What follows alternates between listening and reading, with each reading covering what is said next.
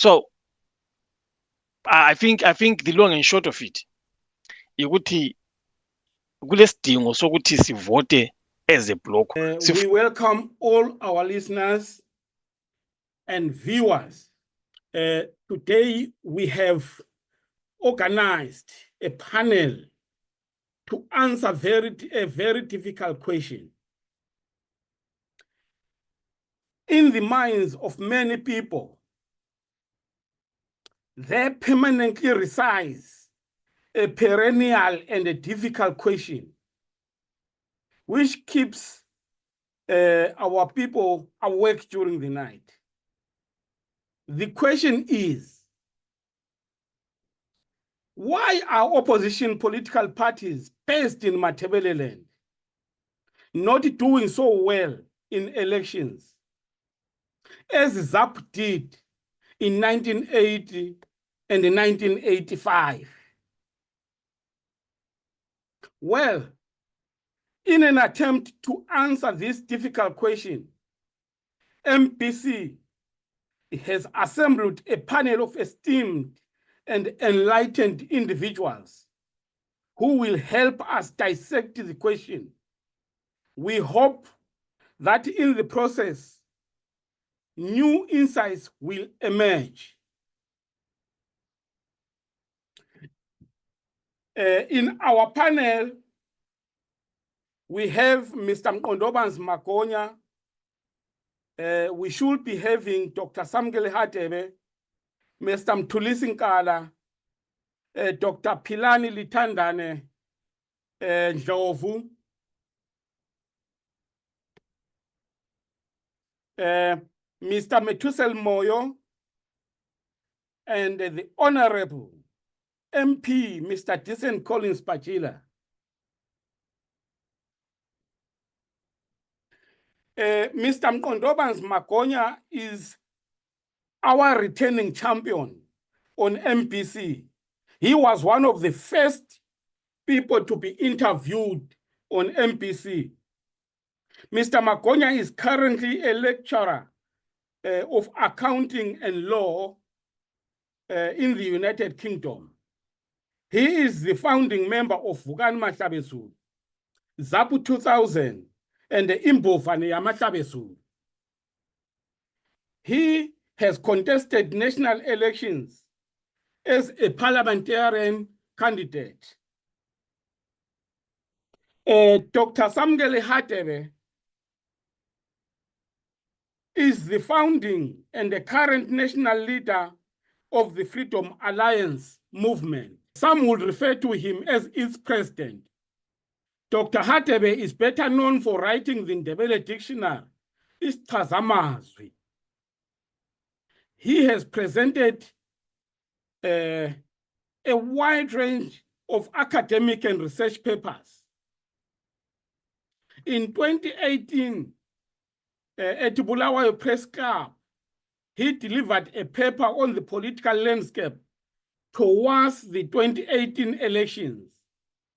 In 2017, he presented a paper on biometric voter registration at the Mass Opinion Institute. Mr. Metusel Moyo. Mr. Moyo is currently a media studies lecturer at NUST University, and he has been a journalist for 27 years. He has covered elections extensively while representing local and international media houses. Mr. Disen Collins Pachila, he was born and bred in Matopo district. He did his schooling there. His training is in logistics and human resources management. He joined the MDC after the 2005 split and has served in its youth assembly and in several committees, such as the Elections Committee, International Relations Committee, and the Information and Organization Committee. Mr. Pachila is currently a member of parliament representing Emakhandeni Luveve constituents. Mr. Pachila sits in 3 parliamentary portfolio committees, namely the Health and Child Care Committee, the Public Service, Labor and Social Welfare Committee, and finally, the ICT, Postal and Courier Services Committee. Dr. Philani Lithandane Ndlovu.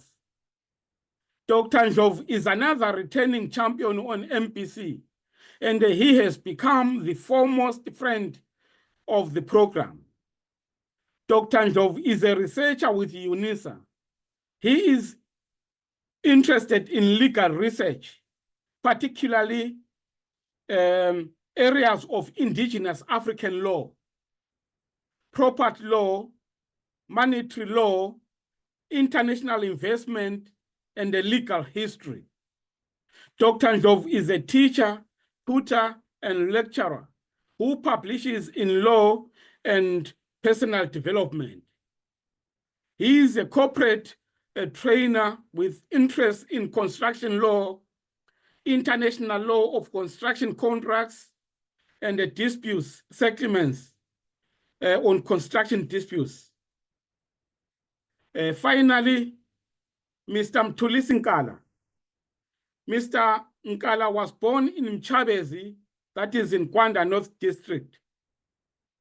He did his primary schooling in Mchabezi and then went on to complete his high school education in Harare. He is an accounting and a business studies graduate. And he is a chartered accountant. He is a global member of the Association of Chartered Accountants. Mr. Nkala's interest is in seeing, and he subscribes to the principle of total political and economic independence for Africans. Mr. Makonya, we welcome you, sir. You can greet the people for now. Thank you, Mr. Nkala. Good evening to everyone, wherever you are. I'm happy to return again to MPC to try and exchange views, dissect the issues that are pertain to the voting patterns in our beloved nation, the Matabeleland. Okay, thanks very much, Baba Makonya. Mr. Moyo, Metusel Moyo, can you greet the people, please? Yebo, sawubonani bantu bakithi. Kuhle ukuba lapha sikhuluma ngendaba yakithi ama-voting patterns akithi. Indaba nje uchilo enkala, indaba enzima, indaba eqakathekileyo ukuthi kuhamba njani. Siyabonga. Siyabonga kakhulu. Baba Pachila, bingelela abantu. Okay. Thank you so much, and thank you for having me today. This is a very important conversation, which I'm delighted to be part of as we look into voting patterns of our people. As we look into voting patterns of our people and the factors that influence or affect the manner in which they vote, I'm very happy to be here, and I hope that we'll be able to learn from each other and have different insights, with the overall objective being to improve the voting systems and the voting patterns of our people. Otherwise, thank you so much. I will be fixing my comment. Thanks very much, Mr. Pachila. Baba Moyo, if you could kindly give us your submission for not more than 10 minutes, Baba. Okay, ngiyabonga nkani. Ngiyabonga labanye bami. Ya, umbuzo wona uthi maybe what are the reasons for the voting patterns in Matabeleland? Maybe I would say you did mention before we started discussing ukuthi kudala abantu bakithi babevotela izapho bonke. But now you can't predict who they are going to vote for until they vote. So in that sense, I would say there's no pattern, or the pattern is that there's no pattern. Anything is possible, any result is possible. Izizathu ziningi kuningi okwenza njalo. You go back to maybe to ZAPU, you look at why everyone was supporting ZAPU, at least this side of the country. It was because maybe ZAPU had a common vision, they had a strategy, and they had the leadership. So in short, ngathi kungasekho khathesi kithi ngapha i-common vision. What is the vision? Sifuna ukwenzani vele nge-politics yethu. Sile vision efananayo yini? We addressed ukuthi kuyini material question savumelana, and savumelana on the solution, the political solution. Yes or no? I think we have not done that. So as a result, asila leadership, you know, what we saw, you mentioned was khuluma lapha ubaba uMabhonya, I remember sithi kuZAPU 2000 lezi izinto ababezenza yayikhanya ikhona i-leadership yayithembisa, but well izinto ziyenzakala, abantu bayabaleka ekhaya, bayasuka, abanye bayazichiya. And also the system that we're trying to fight keeps planning and destabilizing ama-strategies onalawo egcine engasaphumi kahle. So ke yikho ngishilo kufuneka kube le leadership eqinileyo. So if you look at the quality of the leadership that we've had, maybe since the time iZAPU yajoin iZANU, i-leadership yakhona ayikazicace lokhana ukuthi ngabiza abantu, mobilize and conglomerate them together. And khonokho futhi from that time abantu bahle bacabanga ukuthi politics is all about removing ZANU PF. Therefore, since people have been made to believe that politics is all about removing ZANU PF, so if people fail from 1985 up to now, which is about 40 or so years, abantu they end up thinking, no, esizama ukwenza ukuthi akuphumeleli because okusithethe sorry 40 years zama ukwenza. So maybe we need to make people know ukuthi yiziphi ezinye izizathu zokuba ku-politics ngaphandle kokuthi uthi ufuna ukukhipha iZANU PF. Maybe asibe lezi izizathu zokuthi sifuna ukufakani ku-politics, what are we bringing to politics, instead of concentrating on what we want to remove. So ke ama-party eHarare abuya le strategy so leso sokuthi sifuna ukukhipha iZANU PF.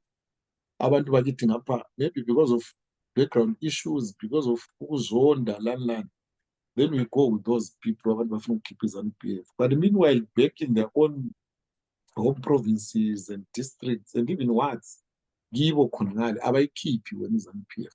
So at the end of the day, you know, you appear as if we're failures because sizinika umlando ongasuwo wethu vele ukuthi sithi sifuna ukukhipha iZANU thina singasithi sayifaka. What about our own politics? What about the local politics? Siplanani ukuthi thina sibe le njongo ezethu ezingekho that much ukuthi we exist to antagonize. Why not come up with our own programs, our own parties that want to promote, even if abantu beZANU do not want to remove their party? Why don't we get our own party ukuthi ingene ku-power, iye opposer iphakathi kumbe iye kwenza ithiwa kweni unity government kwi-coalition? So ke kulezinto eziningi abantu baba frustrated, bebe angry, then bese belandela. Then also, like I said, I spoke about the quality of leadership. Angitsho ukuthi abakhona bayehluleka, but maybe abenzi ngendlela leyana engafaka umfutho ku-politics ukuthi abantu babuyele ku-politics, bathembe ku-politics. Secondly, there's a lot of divisive politics. Amaphathi ayafonywa, kungena impehlane. Again, makhala eMatabeleland sibalutshwane, we cannot afford the kind of division that we have, which almost everyone has got their own party. At times you try to remember that party yakhe kuthiwa kuyini, awuke kunzima ukuthi ngiyicabanga. Mina nginjani a journalist, I follow politics, but there are parties that amaningi eMatabeleland usuzibuza ukuthi siyakukwanisa yini khonokho. Secondly, sile imibono eminingi, eminye yokuthi asi-contest any politics within the Zimbabwean context. Kube labanye abathi no, avela siphumeni eZimbabwe. So kule mbuzo sigcina kwesikhathi sesiphikisana sodwa khonapho because ithi akula common vision, akula common strategy. But basically, for me, those are the issues. The other thing that we didn't have was our own means of communication. I think now with the democratization of communication processes through the internet and through initiatives anjengawona la, abantu bakithi sekwazi ukuxoxisana, bexoxe bebodwa, bexoxela abanye abantu. Sazaneni ngcono. You work better when you know who is where and who can deliver what, who can do what. And we borrow from each other's experiences. Labantu abale experience eningi ku-politics abakithi. But at times we are not able to interlink ukuthi senzeni. So-ke we are always in disarray. Omunye wasekhoneni lakhe ngale. Izinto ezikhona ezokukhulumisana imedia kade khona. Noma ingazibe best lapha eMatabeleland. Ayikho best lapha to serve the interest yabantu balapha. No. Is to serve the interest of those who have put it here ukuthi bancedise. So we hope now with our initiatives anjengana la siyabe si-able ukuthi sikhulumisane, sibonisaneni, share ideas. I think for now I would stop there. Okay, thanks very, very much, Mr. Moyo. Let me move to Mr. Pachila. I will ask some questions after everyone has delivered what they have. Mr. Pachila, could you give us your submission, please? Okay, no, thank you so much. Well, I largely agree with the submissions by Umoyo in terms of what needs to be done from our end as the people of Matabeleland in terms of how best we can reorganize ourselves and take ourselves out of working in 6s and 7s. I should say that I will start by looking at us, looking at internally, and then I will go externally. I should say that in 2000, the way somebody in Lupane voted was the same as the way somebody in Filabusi would vote. It was the same as somebody in Plumtree would vote. That is the outcome of the 2000 election. You had problems, you had differences when it comes to the southern part of Gwanda and Beitbridge. But the rest, our people, without communicating to each other physically, they would vote in the same way.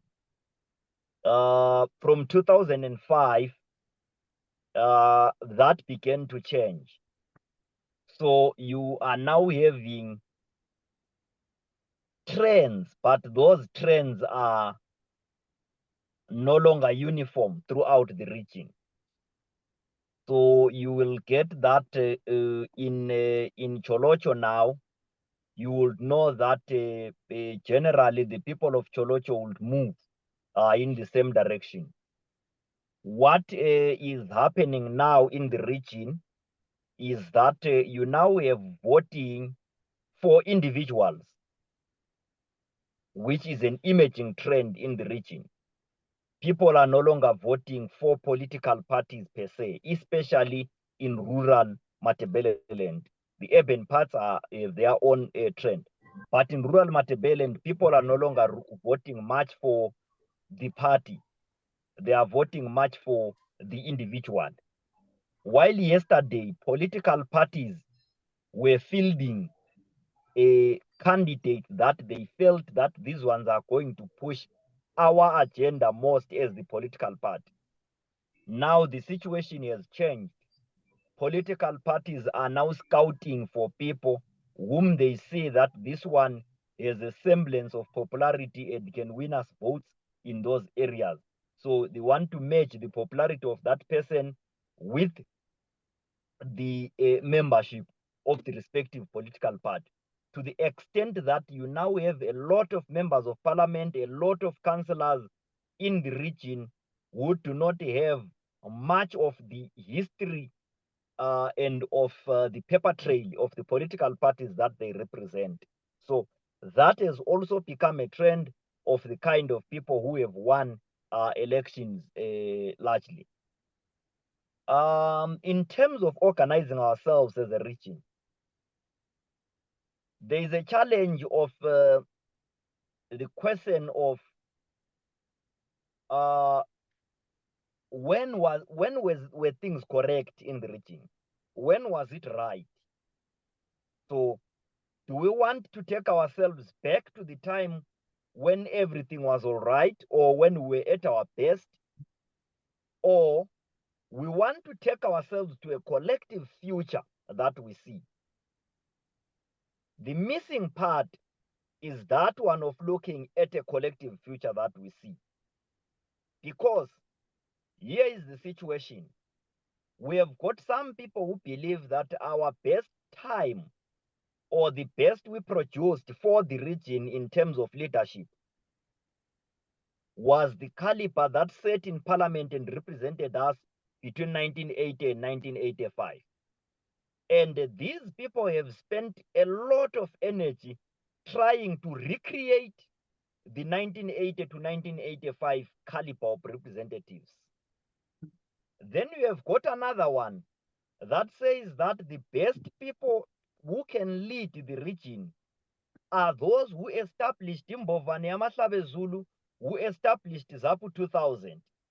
And we see that trend also existing now of continuous reference and a continuous push to those efforts of Mbovane YaMahlabezulu and the ZANU 2000, presenting them as the best efforts of our emancipation, and trying to push the people who were part of those efforts to be at the helm of the things as they move forward. You then have the MDC crew, those who were part of the founding leadership of the MDC, also believing that the coming together, their coming together at the formation of the MDC, presenting themselves as leadership at that point in time, presented the region the best fighting chance, the best opportunities. And then you move on also to later on groups that says, we then left the MDC, we then left ZANU 2000 and tried to establish what I can call the latter day movements of the region. And I believe they are the best. All these groups, historical groups, believe that they are the best, and they all want to take us to a time when they were at the peak of their performance. So we lack a system, we lack a platform that can give us a united vision, that can give us the best way forward, because all those who are presenting themselves to leaders are presenting us, are giving our eyes to look at the best parts of history where they played one role or another. In my view, these groups have grudges against each other. They wish to always show that they were the best, and in the process of that beauty contest, our people do not know who to follow, what to do, and what is the right direction.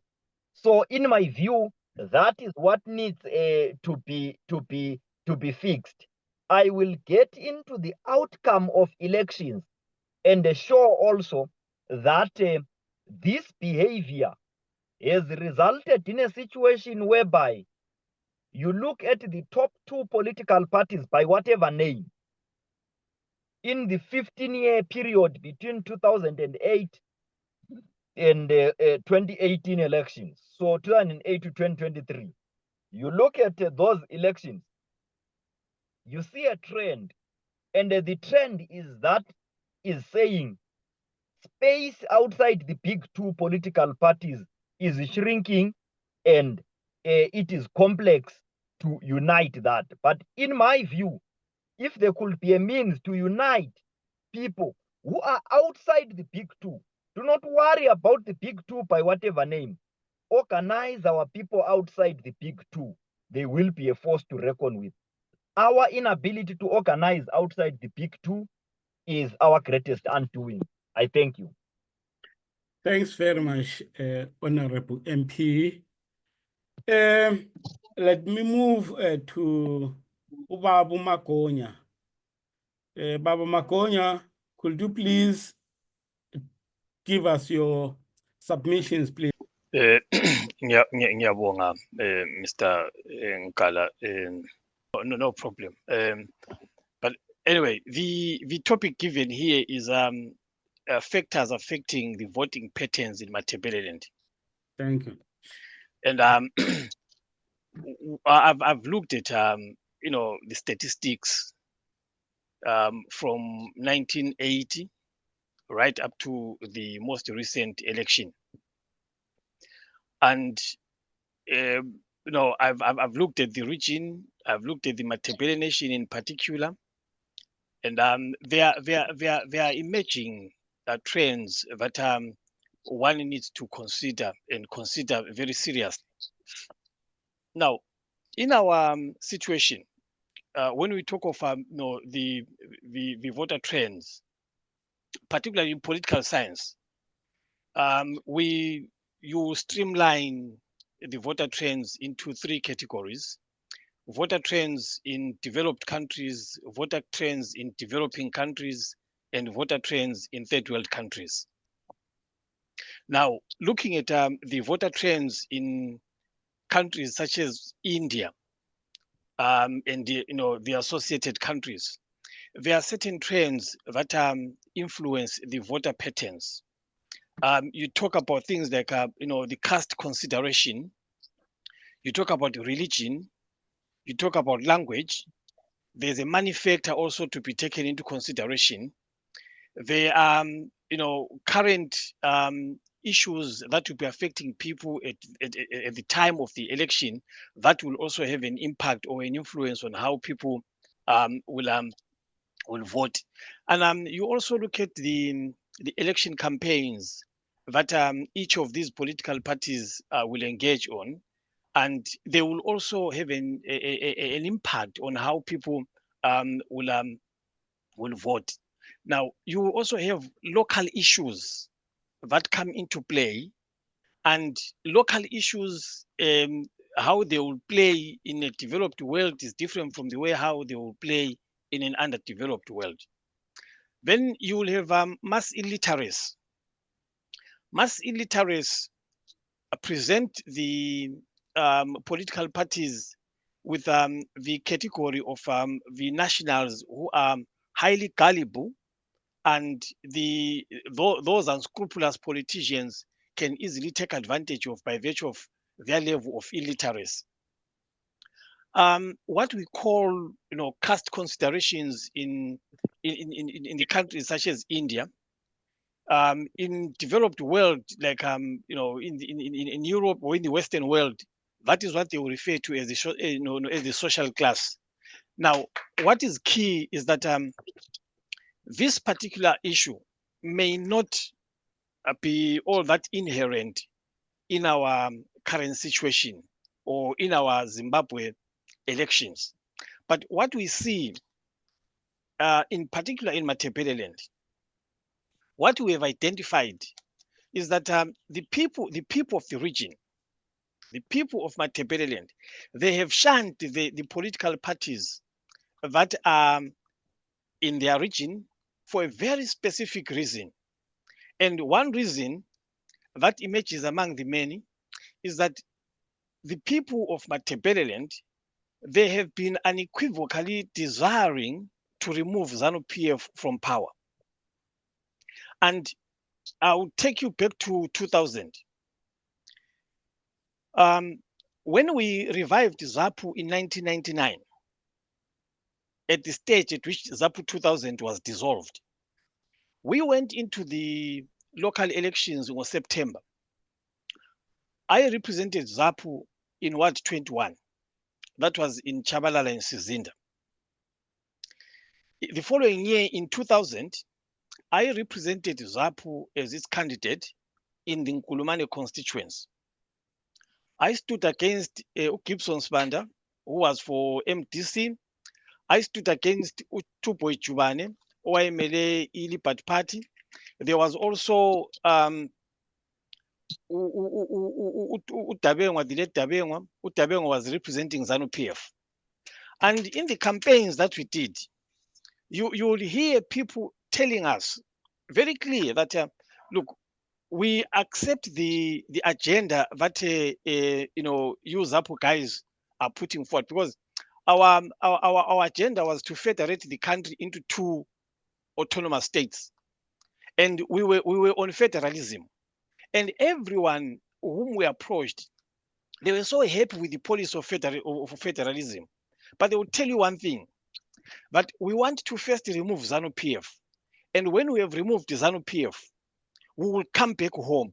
And their home was ZAPU, that was pushing a federal agenda. So one most single important aspect of the voting pattern in Matabeleland has been the quest by the people of Matabeleland to remove ZANU PF from power. And as a result, this is why you will find that the MDC of Tsvangirai did not have any problems in winning constituencies in Matabeleland. The Tsvangirai MDC was bigger than any individual. Gibson Spanda remarked this. No, actually, it was Dabengwa who said to me and Gibson Spanda that even if MDC had fielded a donkey in Nkulumane, the donkey was going to win against us, because it was the popularity of the party, and you didn't need to be a super candidate for you to be voted into office under the ticket of MDC. You will recall how many illiterates that MDC had, and that were being mocked in parliament as a result of being voted in by virtue of being MDC candidates. So the MDC of Tsvangirai did not need a super candidate to win in a constituency. This is why they fielded as many as we have seen in the past, and they won the elections. So now, the second challenge that we have as a region is that we now have a situation where we do not have a political party that has got leadership with enough clout to attract and to convince the Matabele electorate that they can be of help, that they can help in our quest to liberate ourselves from poverty that is affecting us as a region. So you also suffer from multiplicity of political parties, small political parties, some of them briefcase political parties that are mushrooming, and they are confusing the electorates, and at the end of the day, you have a situation where our own people, they see it better to vote for a political party that is stable, a political party that has got a chance of removing ZANU PF from power. And this is why in the last election, our people voted for CCC. They did not vote for CCC because they wholesomely believe that CCC will deliver them from the problems that they have. But the fact that CCC has the potential to actually remove ZANU PF, voting in a manner that they have done. Now, the other problem that we now have is that Makonye, I think you have exceeded your 10 minutes. Can I conclude? Can I conclude? Yeah, you can conclude. Yeah. So the last thing that the last challenge that we have is the emergence of the neoliberal and middle class corrupt class that has come about as a result of the funding that they've gotten from the system, and these are the people who have brought in the money factor into the politics in Matabeleland. And as a result, the vote continues to be split. And this is the group that will do anything possible to cling to power. So we do have quite a lot of other issues that are affecting the voter pattern, but in light of the time given, I will punctuate here, Comrade Nka. No, thanks very, very, very much, Baba Makonya. I see that Dr. Philanijov is here. Mr. Mtulisinkala is here. Good evening, everybody. Ibizo lami ngumtulisinkala. Ngisebenza kakhulu kweze economics and accountancy. My interest in politics is because I believe ukuthi politics and economics are fellows in the bed, or are bedfellows. For that reason, I'll give my submission for the reasons why we are facing so much challenges. Kwelakithi eMatabeleland. I will probably work on some of the submissions that others have probably already given, but nevertheless, that is the topic that we are having. That I believe is that there is lack of trust in the current ZANU PF government, in the sense that we mustn't forget that ZANU PF committed atrocities on the people of Matabeleland, and the people of Matabeleland are still requesting for the government to account for those atrocities. Now, when it comes to my elections and the need to participate in the elections for the purposes of trying to remove the same government, there is generally lackluster participation because the same government that committed atrocities, number one, has never accounted for them. Secondly, there is lack of belief that the same government can be removed from power through elections. There are various accounts to that. I can mention just a few where people have openly said that this government cannot be removed by elections, probably when you engage me. The other issue that probably is affecting the patterns, the voting patterns, I'll dwell on it via the statistics that I've just gathered from 1980 to present. You will observe that both Matabeleland and Midlands, in terms of voter participation, when I look at the statistics, the numbers in 1980 were the highest that we have ever had in Zimbabwe from Matabeleland and Midlands.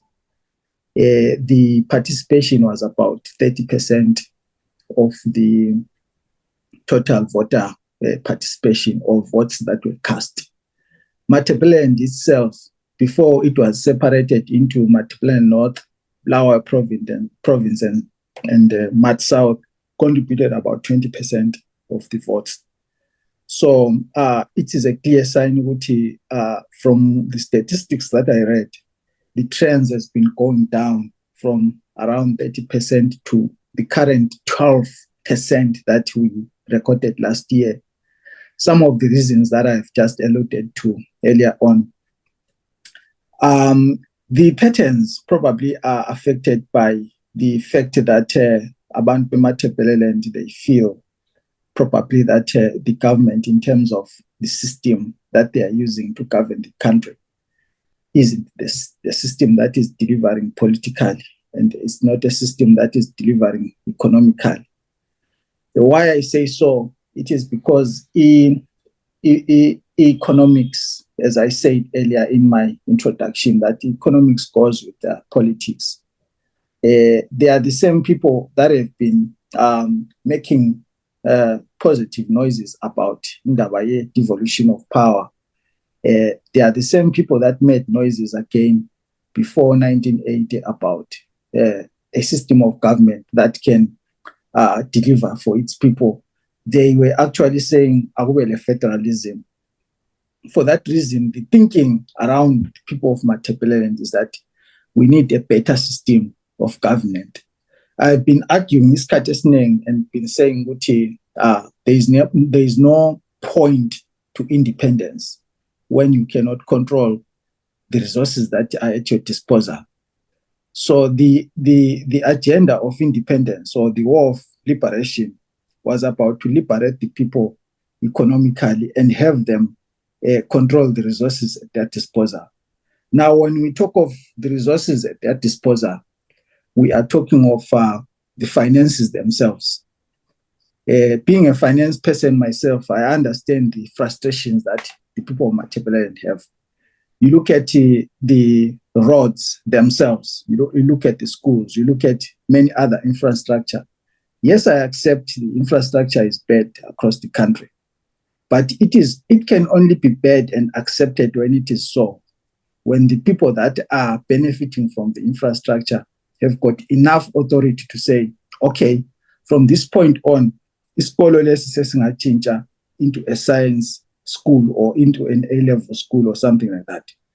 They've got the authority to say this road can now be resurfaced and be this road and be that road.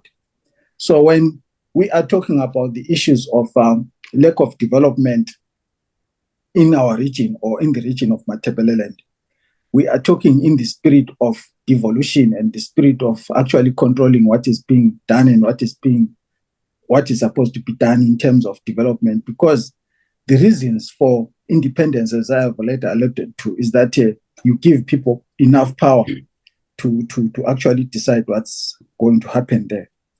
The last issue that I'm going to say is that of democratic factors. The democratic factors are having to do with the involvement of the army from 1983 up to 1987. Probably some of you have already alluded to that, because the issue of demography is very important when it comes to voting. I've already said that the percentages were higher in 1980 because people were excited, but they became lower in 1985 and lower in 1990, and up to now they're even lower. The issue of demography is important because people are displaced in terms of people running away from violence, people running away from economic factors, people running away from other issues that they thought probably were not giving them enough freedom to decide what to do politically. So the issues of age, you look at the younger people in Matabeleland, the younger people are no longer motivated to vote because they've been seeing that for the past 40 years, the aspect of voting doesn't benefit them. Because if voting is meant to benefit you and meant to empower you to make decisions, the people that are young enough to vote have been jumping the borders to South Africa and Botswana and many other places in search of employment. So the issue of demographic again comes into question. The other issue on the loop side of it is the issue of the people that voted in 1980, assuming that they were 30 years old by then or 20 years old by then. We add 44 years on top of that. We are talking of people that are 65 years right now. And some of them probably were more older by then. And by this time, when we talk of voting and influencing the trends, those people are older. Some of them have already passed on. Some of them moved to other greener pastures in search of employment and other things. So the issue of demography when it comes to voting is very key, in addition to the other 3 or so issues that I've already mentioned in my presentation, Mr. Nkala. Thank you. Thanks very much, Mr. Nkala. Dr. Njov, I don't know whether you are ready now to give us your submission back. Okay, thank you very much. Looking at the factors, some of them have been identified, some of the colleagues speaking earlier, but maybe just to begin with, my own observation, first and foremost, is that the people of Matabeleland have lost their identity. They don't know who they are. And on its own is a very important factor. Because I think we are, if we can admit it, we are in a scenario where even within the community of Matabeleland, we have people who call themselves, Zimbabweans, we have people who call themselves Mutwagazi, and we have people who are not decided. They are Zimbabwean, they are Mutwagazi. I think that on its own is a very important question. That confusion can also be felt even when it comes to elections in the family setup. Because I think if you look at 1980, everyone was decided they were Zimbabwean. So everybody was voting ZANU within the Zimbabwean context. Even in 1985, people were decided they were Zimbabwean. They were voting for ZANU within the Zimbabwean context. And then 1990, after the unity agreement, they felt they had an obligation to go for ZANU. So they went for ZANU because it was still within the Zimbabwean context. Then in year 2000, I think it was a protest vote. For the first time, we see the Matabeleland bloc breaking away from ZANU PF and then backing up MDC. You remember how dramatic the whole thing was in the year 2000. And then coming into the years thereafter, you find that there seems to be that division among the people in terms of, are we still Zimbabwean? Are we Mtwagazi? Are we anything to go by? So at the end of the day, you find in our voting patterns, you have those who are clearly decided that they are not Zimbabwean. I think we have the section of those who are now in a state of voter apathy because they don't think that the Zimbabwean participating in the Zimbabwean election is anything worthwhile. As far as they are concerned, it's a waste of time because it has never yielded anything. Remember, it's been 44 years of voting and there has never been a change. So there's a kind of a lethargy coming from the idea that whatever effort we undertake is not going to change anything. Particularly for those who think that maybe we should forge a new identity and do away with the Zimbabwean identity. I think that's an area that needs our investigation in terms of how many of our people find ourselves in that state of apathy because they cannot identify with the Zimbabwean vision, so they cannot vote within the Zimbabwean framework, even though legally speaking and factually speaking, they are in Zimbabwe. So that they form a very significant portion of our population, which we may not ignore. And so, because we have that indecision regarding whether people are Zimbabwean or people are Mtwagazi, and if they are Zimbabwean, then they must vote. But will they change anything? Because they have not changed anything.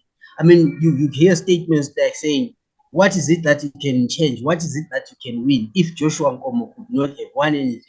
And I'm sure we can all agree that Joshua Nkomo was the kind of person who could have won anything from a Zimbabwean context, being somebody from our region.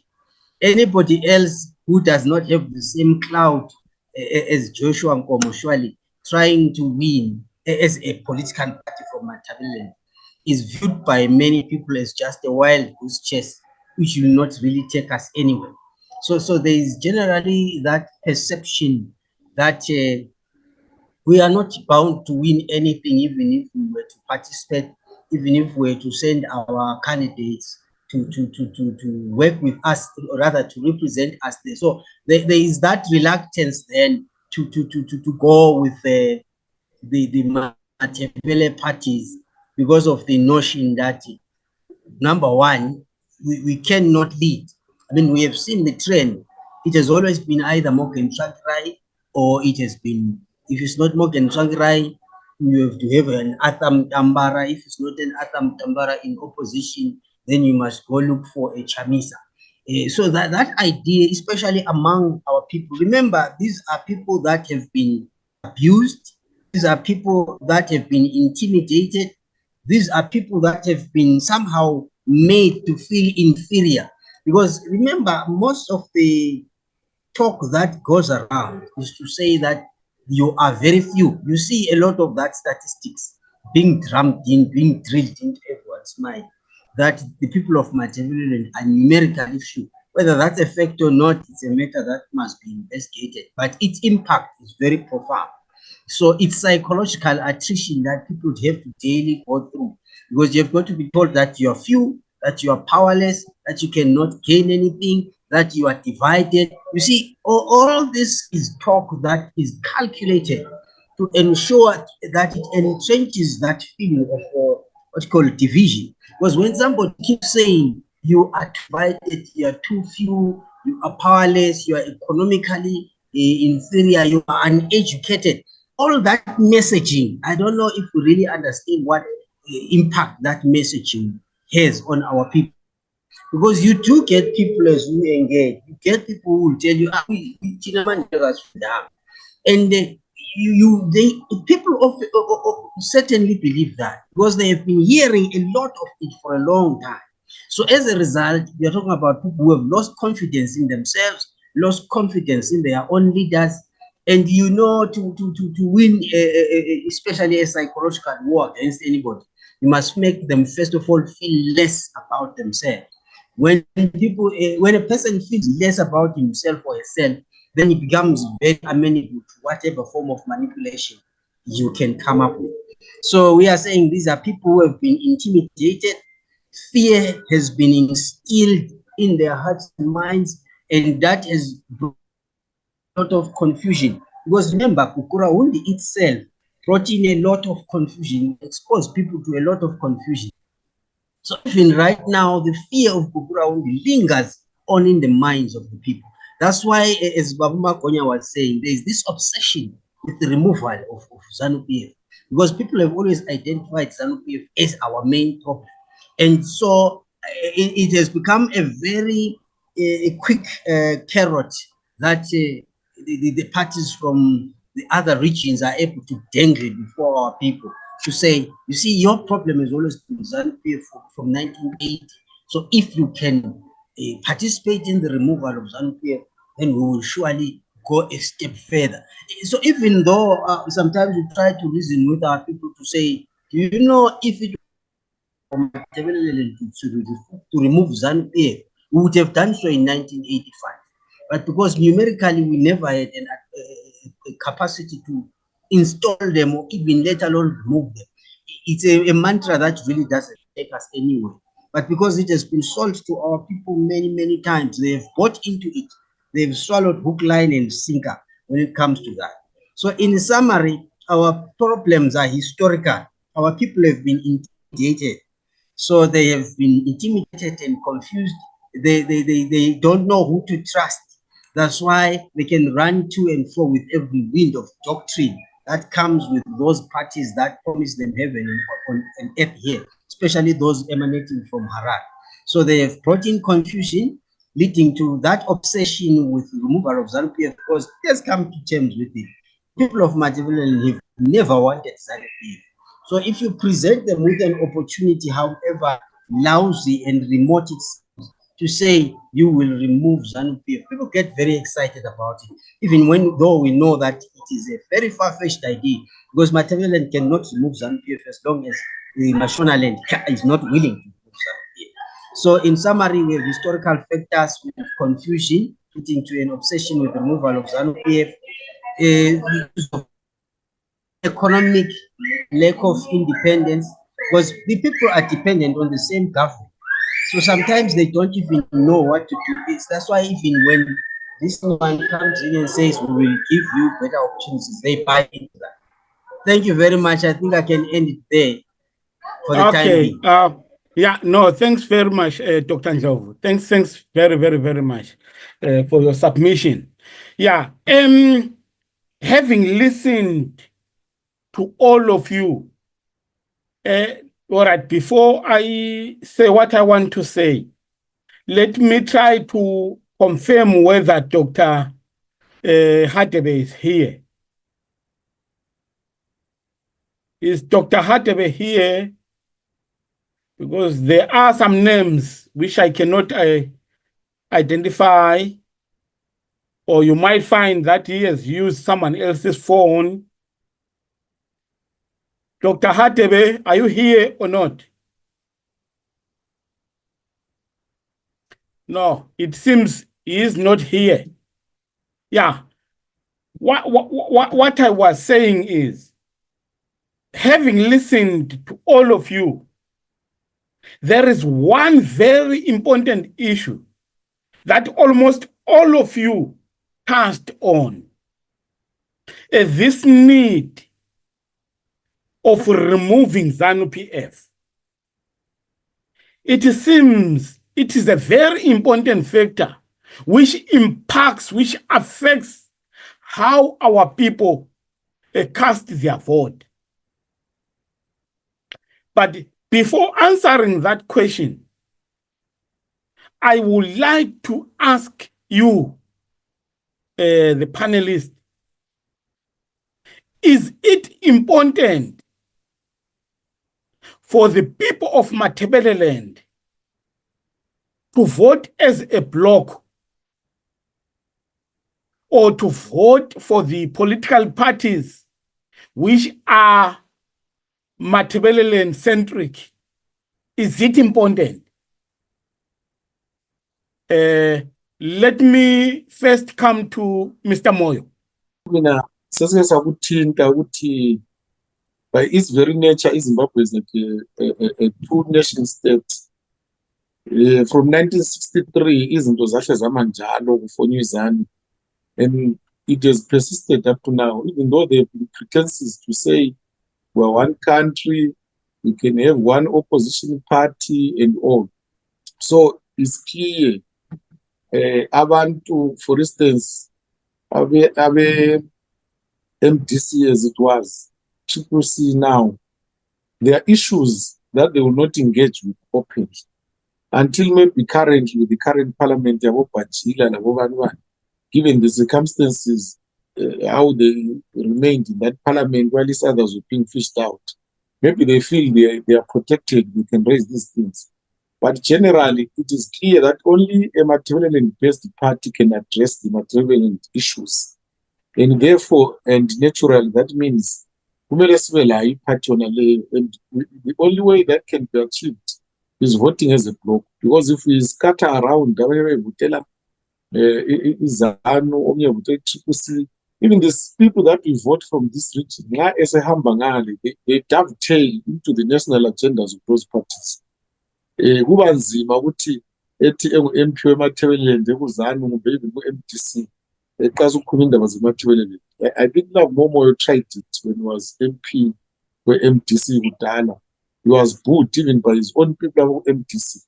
So that shows ukuthi even loba liku-same party, opposition or ruling lomuntu wesishoneni onungesindebeleni, vele into elizicabangayo at times azifanayo, ngoba vele ngabantu abakhuliswa ngaleyo ndlela abathola izinto zinjalo, that our nation is set up in such a manner that we are either Shona or Ndebele or vice versa. So kuvele kukhona, and the only way you can move is to have people that are mandated besuka lapha bevotele lapha ukuthi umelele into zala. But nxa national party, the so-called national parties ezivele sozibili, kunzima ukuthi besekhuluma i-agenda zangapha bakuthi usukhuluma into ezi-tribal bengamxotsha lephathini yakhona. So kuyabe sabisa khona kuya.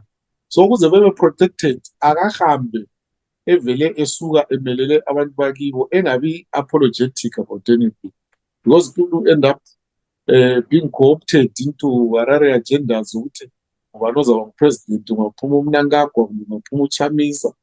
Those things don't assist us in any way. If you ask me, I would say we are too few to afford ukuthi sibe democratic sigcwale indawo yonke, unless if we are giving up on our identity, like Dr. Mbovane was saying, we want to melt, sijoyine vele singacabanga ukuthi silenhlupho.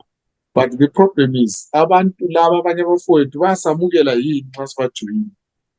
My point is abantu bemathebeleni calibre lezanu bayisupporte kakhulu, yona i-MDC bayisupporte kakhulu. And what do they get in return? Nothing. So it means kumele bazimele bodwa, at least bakhulume into zabo belabo MP babo abayokhethileyo. Okay, thanks very much, Mr. Moy. Baba Makony, the same question to you. I allude to what Mr. Metuseli Moyo has just registered here. That it is important ukuthi abantu bakithi siye simunye, and what we need more than anything else, we need our own national party. I'm using these words in their proper dictions, and a party like MDC, a party like CCC, ZANU PF, I call those the sovereign parties. We are two nations. We are a two-nation state in Zimbabwe, and that must be known. So when I talk of the need for a national party, I'm talking about the need for a national party eyabimele the Matabeleland nation. Kulesidingo sokuthi sibe lama MPs azasuka from within us, a house, a political home that will stand and represent our aspirations, our needs, our hopes as a people of Matabeleland. We need a political party that will champion the need or the cause for us as the Matabele people to reclaim our political space, our social space, our economic space, our developmental space, our cultural space, and we need that with much heightened urgency. We have seen else sifuna ama MPs azasuka eMatabeleland ethunywe eMatabeleland siyamela eMatabeleland eParliament. Asifuni ama MPs azabuya ezomela ama-part abo in Matabeleland and thereby pursuing i-agenda zama-parties abo. Ngoba whether you are CCC, MDC, whether you are ZANU PF, all that you are aspiring for is the consolidation of the gains that ZANU PF and these other political parties have made as a result of the implementation of the 1979 Grand Plan. So we need a Matabele party that will reverse the gains of the 1979 Grand Plan, and those gains manifest themselves in what we see today, Okambarami in our chambers, and other MPs who are now representatives of the sovereign Harare parties in our midst. Thank you. Okay. Siyabonga kakhulu Baba Makonya. Baba Pachila, same question to you. Also, taking into account that you belong to CCC or MDC, do you think it is important for people of Matabeleland to vote as a bloc? Thank you so much, Nkala. It goes without saying, because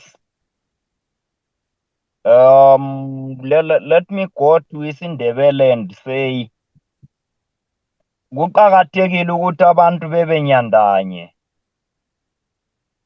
ukwenzela ukuthi nxa inyanda imile inye kumbe ngithi njengomnyaba wenkuni kunzima ukuthi uqamuleke. So ukuthi indlela abamele abantu bakhulume ngelizwi linye belothumo lunye kuqakatheke kakhulu. So I agree that it's important for our people to vote as a bloc, and we need to then find that unifying agenda that says, what is it that we can do for our people to vote as a bloc? In my view, the first thing that needs to be done is to say there is the politics of the big two in Zimbabwe. That at every given point in time, there seems to be these two big political entities. With the exception of the 2008 elections, political parties that identify themselves as separate entities, they have always been two in parliament, at least in terms of the outcome of elections, of results of elections. So what needs to be done is to explore means by which our people who are outside the big two could come together and see what can be done. At one point, I was speaking to our people who were in MRP, Mtwagazi Republic Party, post 2018 elections. And I said to them, you got 3,000 votes throughout Bulawayo. And there are people who are councillors today in Bulawayo with 2,000 votes. At that point in time, we had such councillors with 2,000 votes. And I was saying, if you had your people strategically positioned in one voting area, you guys will be having a councillor today.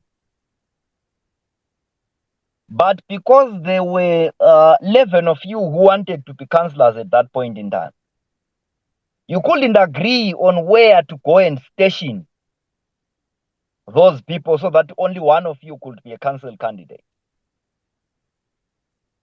So that became a problem on its own.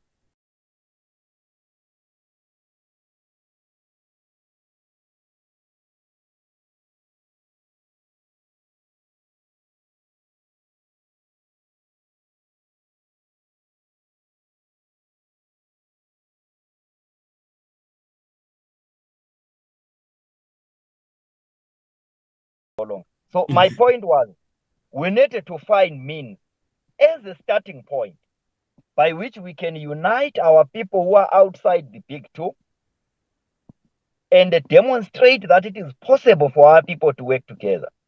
Because the current attitude is to continually castigate the big two, and it's not paying out. The attitude of continually castigating the big two is not paying out if those outside the big two are not united, if those outside the big two are not coming together. So bring our people who are outside the big two, create voting areas where our people outside the big two could come together. Because even with other political parties, I believe that Inkatha Freedom Party, if it had all its efforts throughout KZN, it wouldn't have the kind of impact that it has. But Inkatha Freedom Party has captured Zululand, and once they've captured Zululand, done much of its work in Zululand, and then they expand to the next district or to the next voting constituency in KZN, and on and on and on. And you can see also that strategically that is what Umkhonto weSizwe Party seems to be doing. That in areas where they've brought all their people together, the strategy is to consolidate. Because if we are to start reorganizing Matabeleland, bring our people to vote as a bloc, but we want to start everywhere at once, it will not work. We need to prepare our people, and the processes of preparing our people must be based on first achieving unity amongst our people outside the big two. That's what I would say. Okay. No, thanks very much. Thanks very much for that input, Baba Patila. Mr. Nkala, same question to you. Yes, I am of the same opinion that our region must vote as a bloc, because I believe that the interests that we have, be it be economic interests or political interests, are the same. Right now, I believe, like I'll borrow some of the words that Pajila has just used. I believe some of the interests being absorbed by other parties, not for the benefit of us as a people, but for the benefit of other parties for political expedience. So political expediency is over the livelihoods of the people of Matabeleland. The people of Matabeleland, for example, if I may just list some of the interests that they have. I read a paper written by one guy called Mchemwa, who was writing about disciplining the dissident city of Bulawayo. The guy was writing about water. He wrote extensively about water. People can look into the paper and give it a read, because it talks about the disputed construction of Chavez Dam. It also talks about the intentions of the then City Council of Bulawayo in 1985, who wanted to build the now being built Shangani Dam.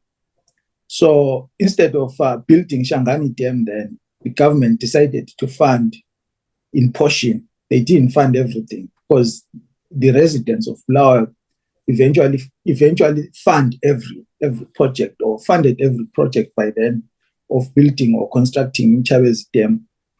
It eventually got constructed, but we know the capacities of Chavez Dam cannot sustain Bulawayo, and the pumping of it is expensive in terms of the gradients and things like that. So that affects that particular project.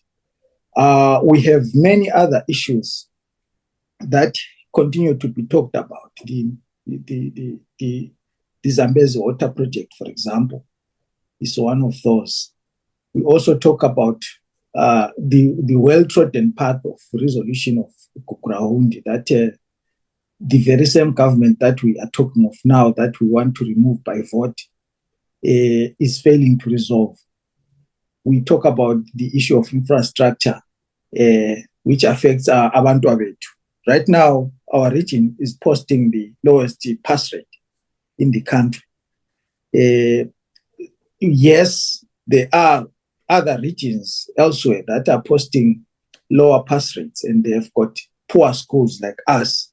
But ours is the worst because of the issues that I've just mentioned, that the infrastructure is not up to standard for our people or our children to qualify for higher learning institutions like NAST, Gwanda State University, or Polytech, because they don't garner enough science passes like maths and science to qualify for those particular institutions.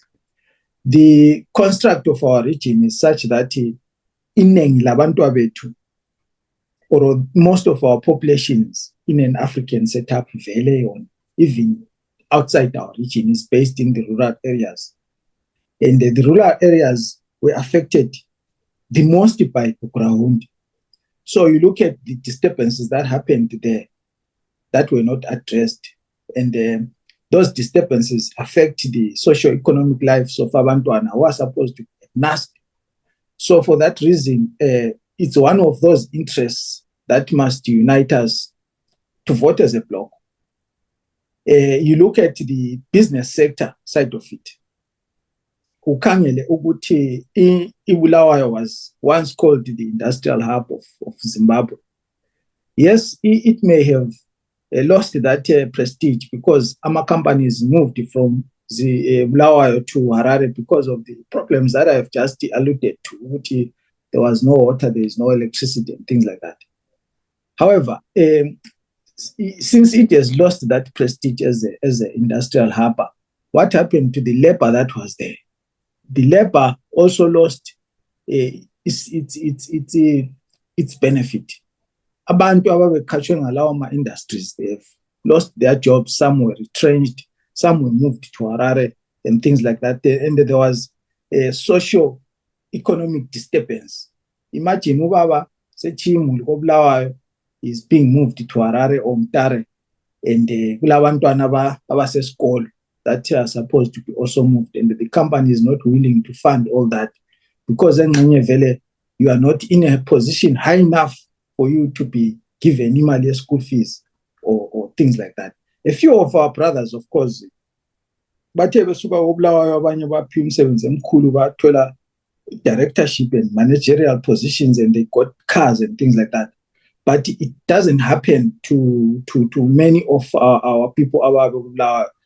Talking of recently, Edgar's, I had young men whom I trained myself at school in various disciplines, economics. Some of them were complaining, Lapa put us, I would rather resign than move to Harare because there is a lot of interest in me staying in Boblawa rather than moving to Harare because of the life that I will experience there in terms of the rent and things like that. They don't even have family there. So the psychological impact of all those things ebantwini bakithi is so huge that it creates ukuhlupheka umuntu engazange ahlutshwe ngumuntu, just psychological aspect of it.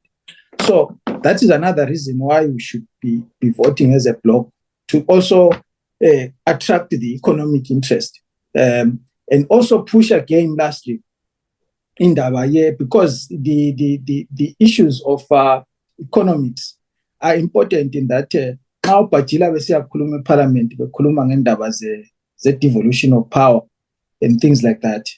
They must also they also bring with them the issues of bread and butter, because the devolution of power empowers me and you to talk about the rates that we are collecting generally as a city of Bulawayo, generally as a city of Gwanda, generally as a city of Victoria Falls, generally as Plumtree, generally as Bedbridge. And what we decide to do about that should be within our powers, because imali efakwe ngabantu. Like I was giving an example of the construction of Mchabezi water project that we, the people of Matabeleland, contributed to. And here is a government. This government makes a decision that is not in our interest. It goes against our interest to construct Ishangani Dam and construct Mchabezi Dam, which doesn't have enough capacity to sustain Amanza Bulawayo. What happens next is that Ama industries are Bulawayo, because of the same resource that is not available. They withdraw and they go to Harare and other places that can support them in terms of the resources in Kulumanga. So kunengi nje okuma interest etu is the social psychological aspect, is the economic aspect of it. Future generations abantu abethu, future generations abantu abethu, they're affected because of the pass rates that I've just said here. It also the interests that we are political, because nxa sikhuluma political sikhuluma ngevoice eliyi-one. Like I was saying, for now our interests are being abused for expedience. ZANU PF is using our votes for other purposes. ECCC is using our votes for other purposes. Maybe to delve on what they're using them for, maybe in another session. But I think and I believe that voting as a bloc will actually empower us and give us a better voice to actually talk to these issues, be it at Parliament or wherever it is there. Okay. Siyabonga kakhulu Mnumzana Nkala. Baba Ndlovu, same question to you. Siyabonga kakhulu Baba Nkala. Thank you very much. I think I can say there's really no question there to say, should we really come together and be a bloc I think identity lies at the center of everything else. If you don't know who you are, you go around identifying with everybody, including seeking solidarity with people who are not seeking solidarity with you. So as a result, you will always be a loser. I think I heard ubaba uMethu Kuluma nobaba uMagonyeke wayithinta le ndaba ukuthi we are a two-state country. I mean, two-nation country, sorry.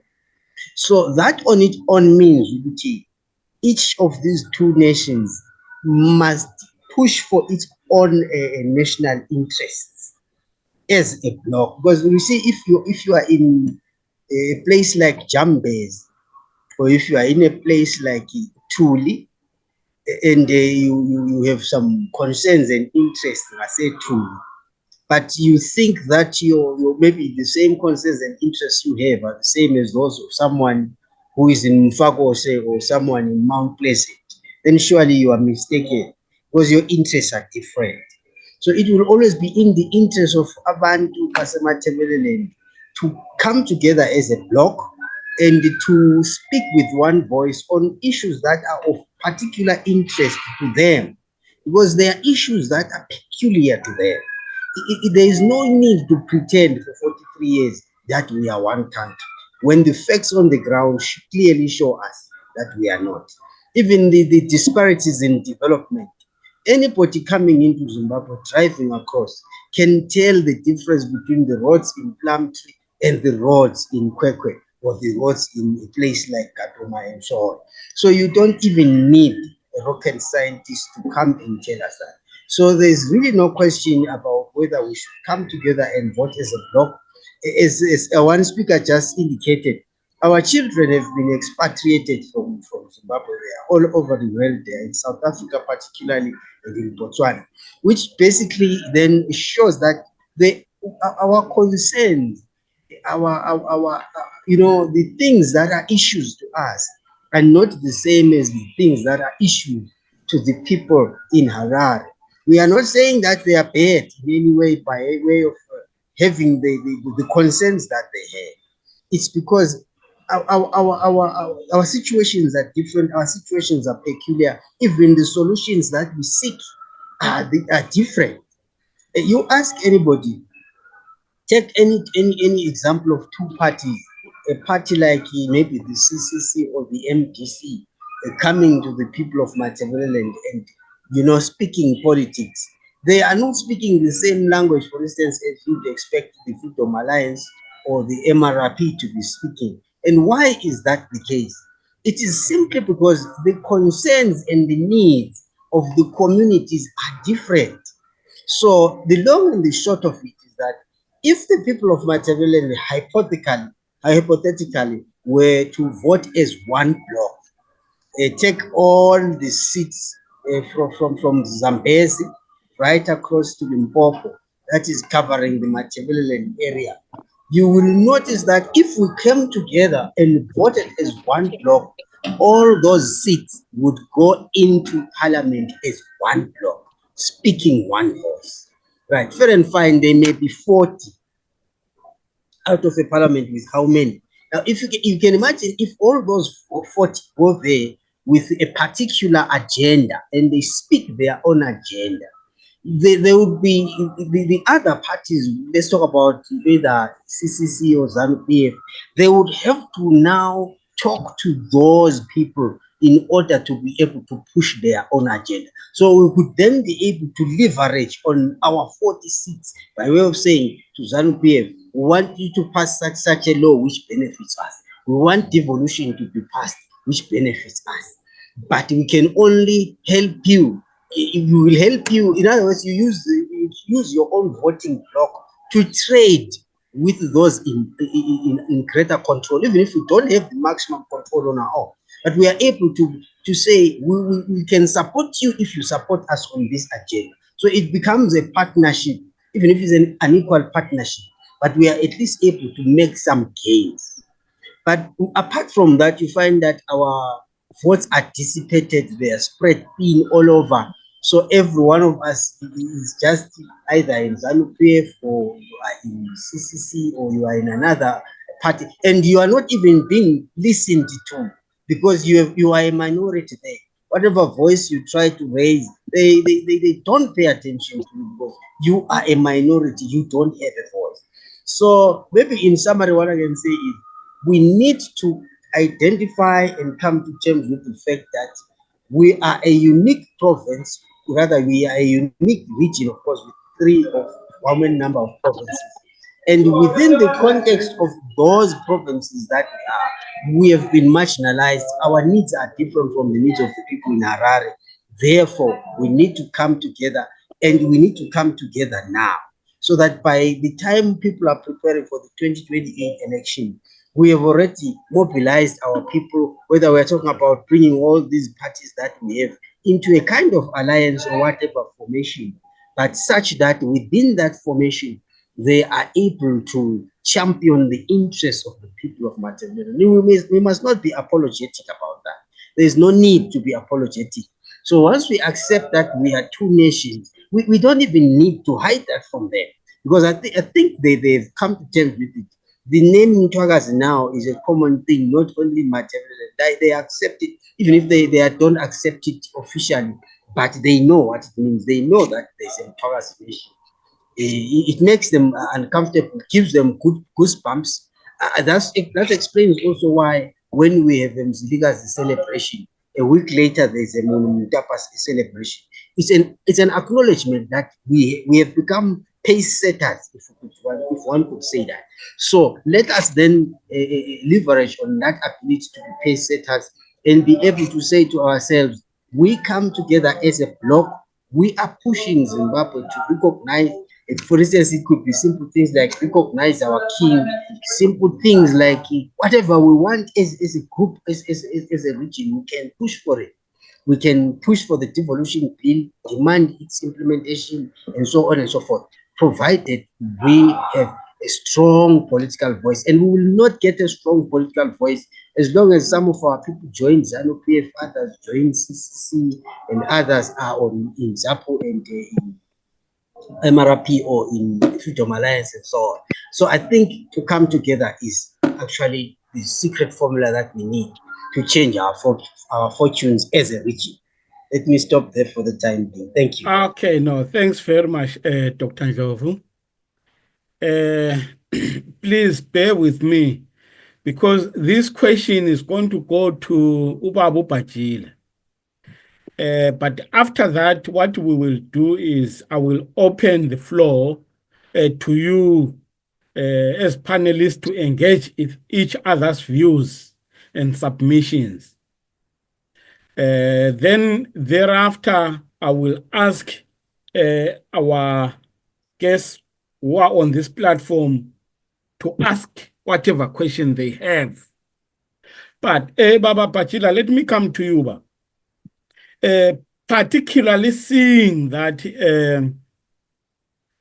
you are MDC, you are CCCC, and you are of the view that the people of Matabeleland should vote in bloc. But we know that CCC or MDC was a national party. So how do you reconcile those two? No, I hear you. I'll answer you in two ways. Yeah. The first one is that when the MDC split, I joined the MDC that would then get to be led by Professor Walshman Ncube, and when Professor Walshman Ncube stood in the 2013 elections, I stood side by side him. I contested elections in Matopo to be member of parliament in my mid-20s at that point in time. The focus on it was really to try to organize our people outside the big two. There's something which I kept on saying. Mm-hmm. And when I say I look at the results of that election. I do not want to second guess our people. Our people rejected us. The other thing that affects also our political planning is that there are times when people say something and we refuse that it is what they say. So in 2013, our people refused us. We went back to them and said, so what do you want? And they said to us, look, we want you to represent us here. And when I say we went back to them, I slept at one time at Lake Alice in Lupane around a bonfire. And the elders from that community kept coming to this homestead we were at. And we had discussions with them that ran into the next morning. We did the same Elingwe in Matopo. We did the same Kwanda North Enyandeni. And the people said to us, we want you to represent us here, but you must look for somebody else to be a presidential candidate. None of you should be. And these are frank conversations. They are telling us right in front of our faces. We have no reason to doubt and second guess them, even if we believe that what they are saying is not the best way forward. But this is what they said, because it's one thing to say, this is my belief on the way forward, and it's another to say, this is what the people say. So, fast forward from that conversation with the people, that's when you see then efforts to reunify the MDC. Again, the effort to reunify the MDC is to say, at least in our region, our people must be the representatives. The views of our people in the formation of the party, in the establishment of the policies and stuff like that should matter. This is the principle that we push through as we form MDC alliance, the reunification. We go in that direction, we do not succeed. Because the other thing is that I've seen also affecting our performance elsewhere is to present ourselves as Rambo characters, that everything that we have done, it succeeded. We do not acknowledge our failures here and there. So we went establishment of MDC Alliance. The agenda is exactly that. Our people must represent us where it matters.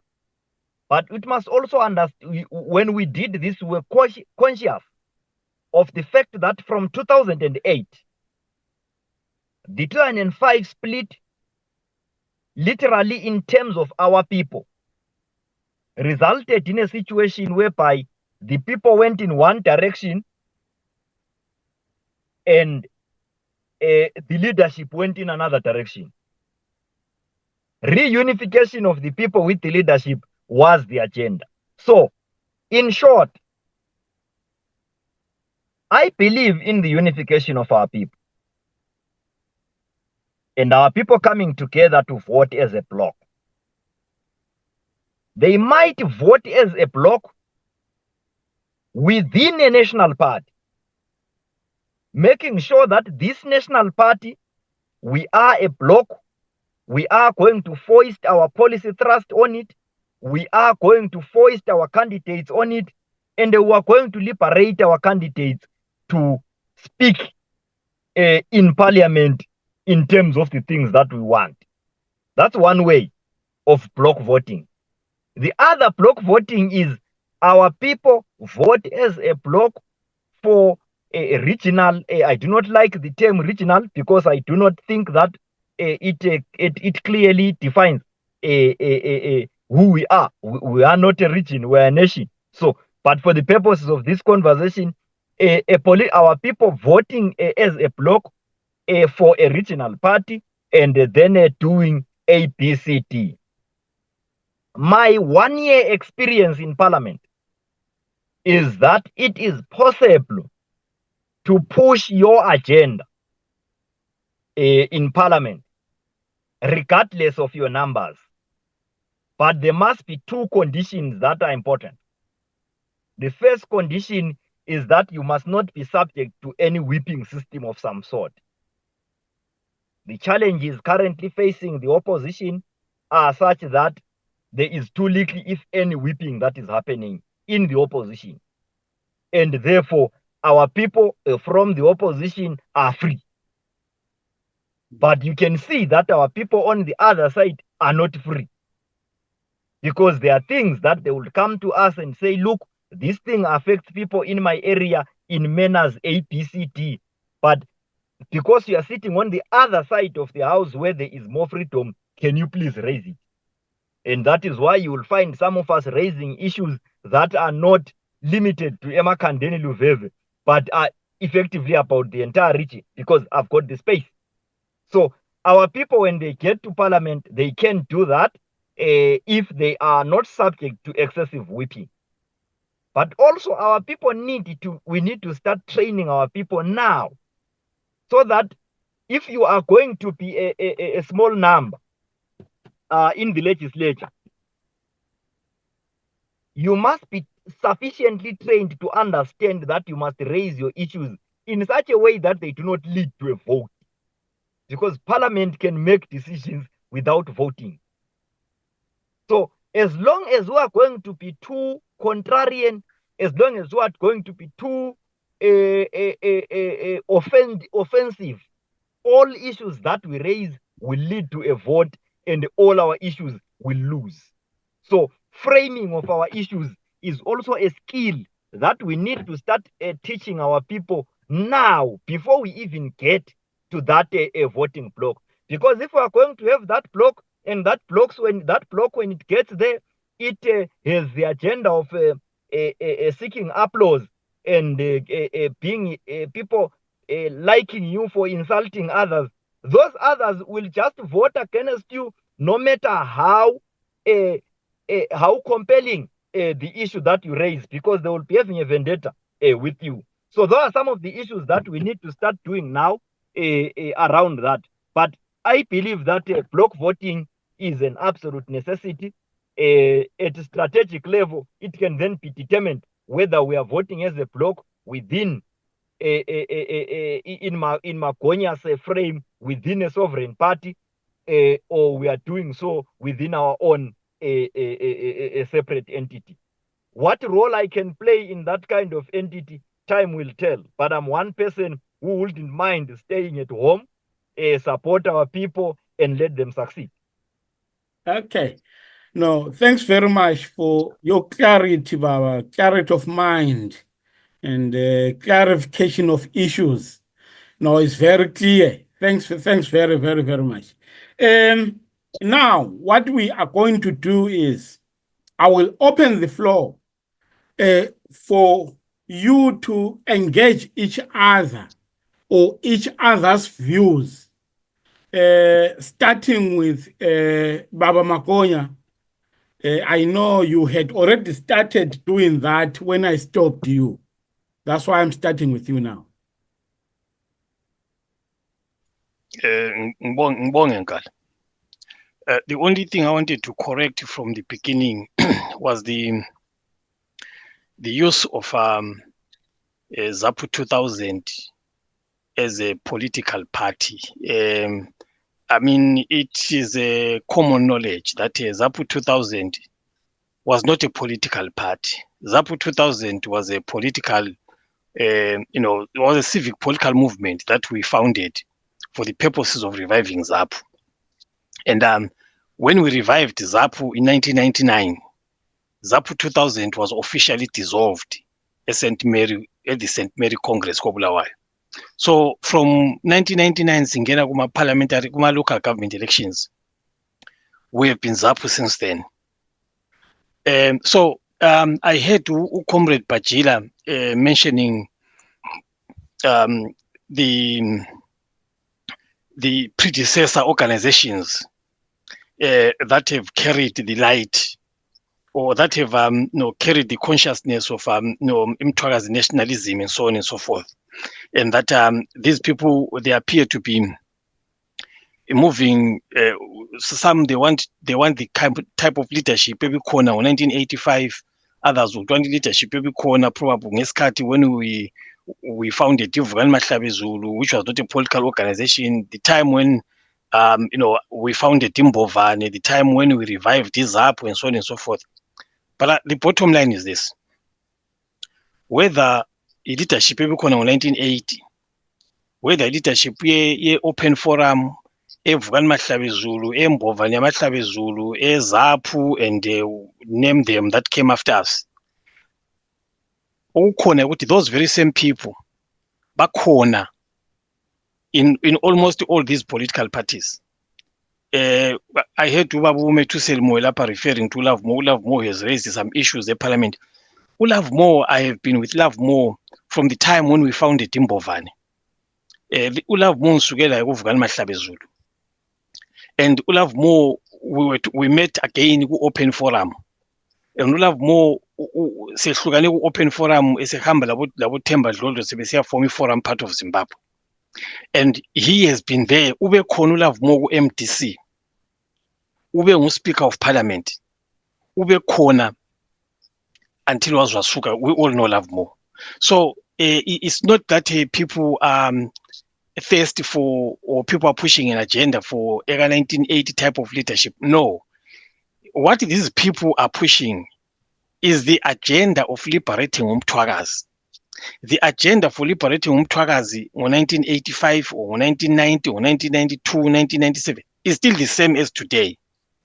So it doesn't matter ukuthi uzelwe nini, but as long as you subscribe to the idea ukuthi as a nation yamandebele Mtwagazi sile problem, and the problem yet is unique, and there is no one who can resolve our problem other than us coming together, and coming together sibe nimbumba. Nxa sisehluleka ukuthi sithole sikufunayo kodwa sisizame nini ukuthi sibe nimbumba, and sithi nxa siyavota sihambe sibe ngamafela ndawonye. Comrade Bajira raised a very important point again. Ukuthi we can either vote as a block within or vote as a block without. Within the sovereign parties like CCC, without as the Matabeleland National Party. Now, this is a very important issue.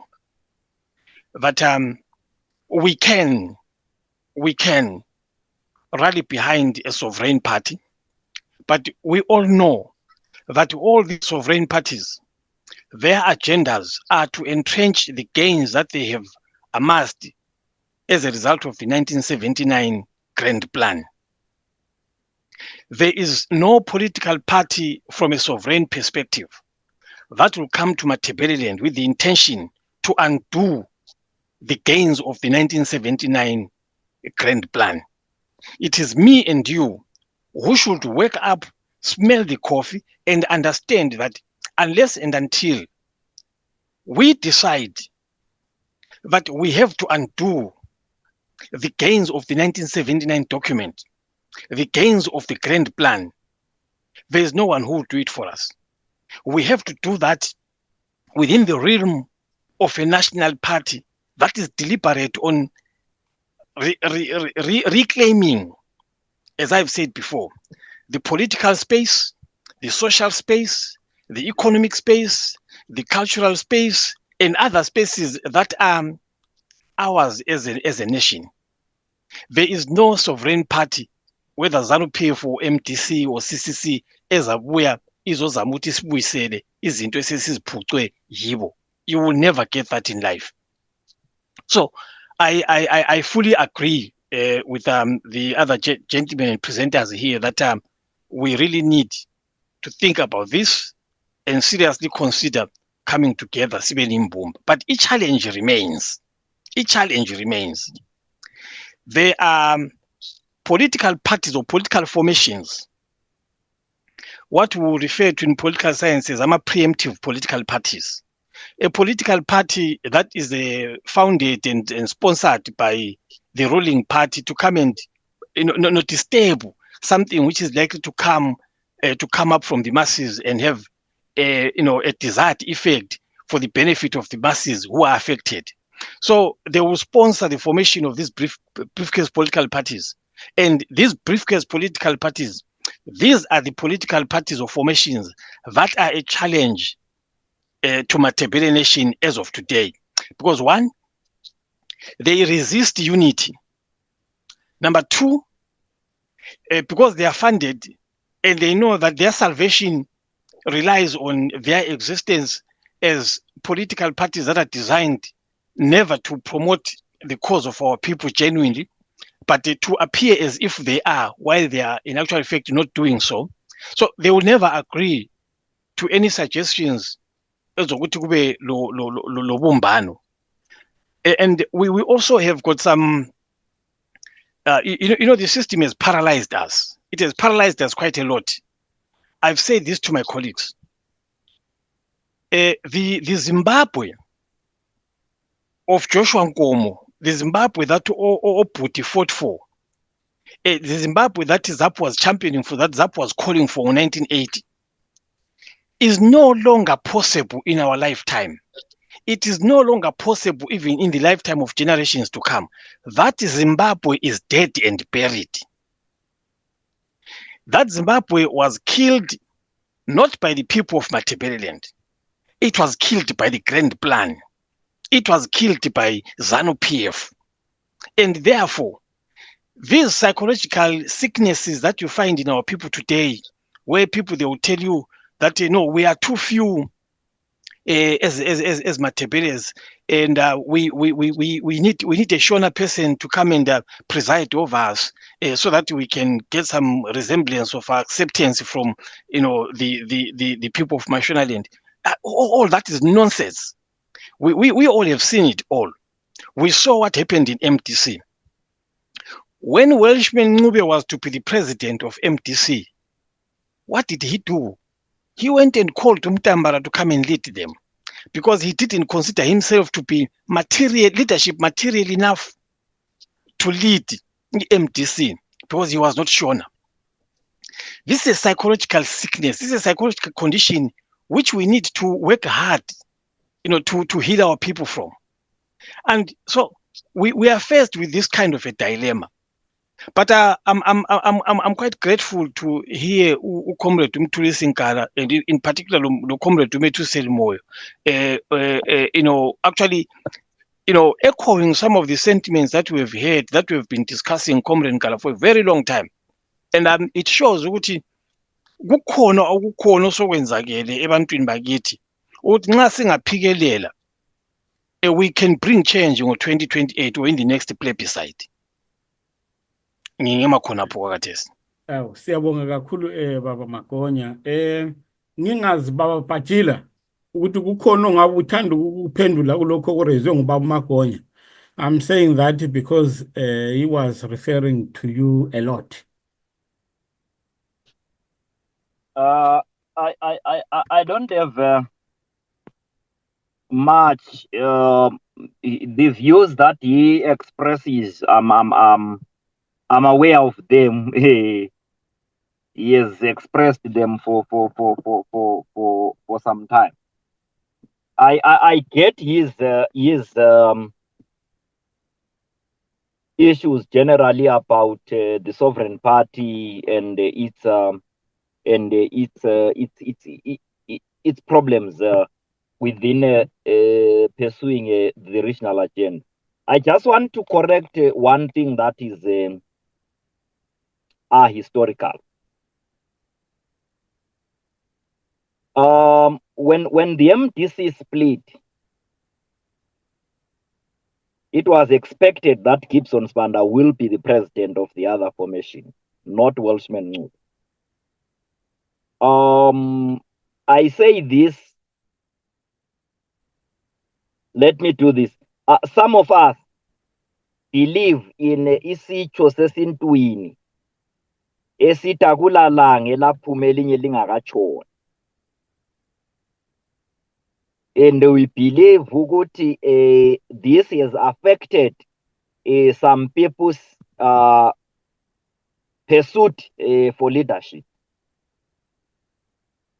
it would not have happened for Welshman Ncube to contest leadership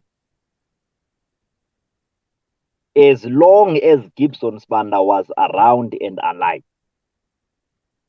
That's not going to happen. I'm not speaking about people that I read on newspapers from. I speak about people that I know personally and have interacted with. So if there was somebody out there who expected that whatever was happening was for the purposes of Welshman Ncube to become a leader of the party at that juncture, there is stuff that they didn't know or are still yet to know. The mantra or the saying yagiti etakulala ngelaphuma elinye lingakatshoni is quite guiding to some of us to this day. That's why even if people will say to us, no, you have done A, B, C, D, stand up and do this and that, we understand ukuthi kulelanga la elikhona elingakatshoni. We must respect ilanga lendlela ukuthi litshone. Nxa lisehluleka ukukhanyisa kuhle, lisehluleka ukutshisa kuhle, silincedise libe lilanga elizakhanyisa litshise, because isintu sakithi would not have come up with isitsho esithi akulalanga elizaphuma elinye lingakatshoni if it meant absolutely nothing about ukuphila kwethu. So that was a misunderstanding of what was happening. But Gibson Sibanda dies in August 2010. In January 2011, Welshman Ncube stands up and takes over the leadership of the party. It's exactly as it was. It's exactly as it was happening. There was nothing untoward. But the rest of the analysis that he brings about the national party or the sovereign party, I hear it. It's his views. I respect them. I think they are worth taking on board as we seek to build other things, because these views that are generated out of these kinds of thoughts are necessary to be put into a basket of numerous views leading to a resolution that can bring our people together. Otherwise, that's the only comment I could make on it. Yeah. Okay, no, siyabonga kakhulu. Maybe mangingeza kubaba umoyo uma enakho afisa ukuthi aku-engage after having listened to everyone. Baba Moyo. Yebo, I think unganilalela kuhle. Ungathi nje sonke sikhuluma into efana nayo.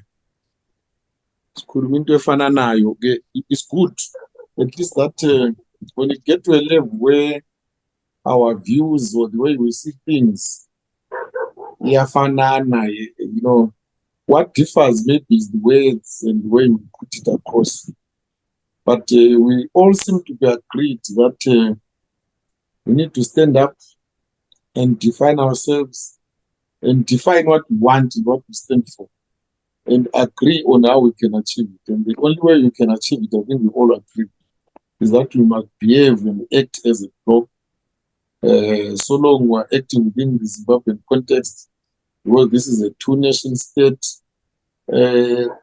If you ask me, I would say all the non-developed people, by non-developed, they always behave and act as a bloc.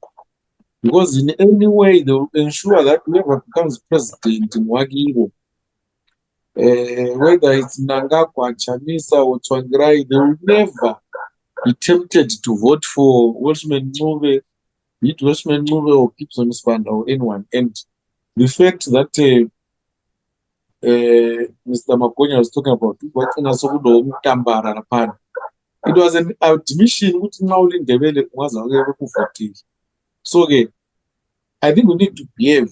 We just need to copy their strategy, make it ours also.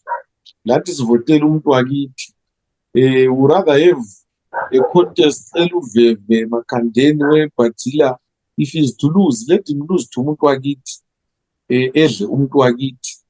Nxa bekhona labo kithi lapha bezokwanisela ama-number, njengoba kibo lathi sikwanisela ama-number ukuthi uyacontesta but awula chance. Lakithi kumele kwenjalo ukuthi bayacontesta but awula chance.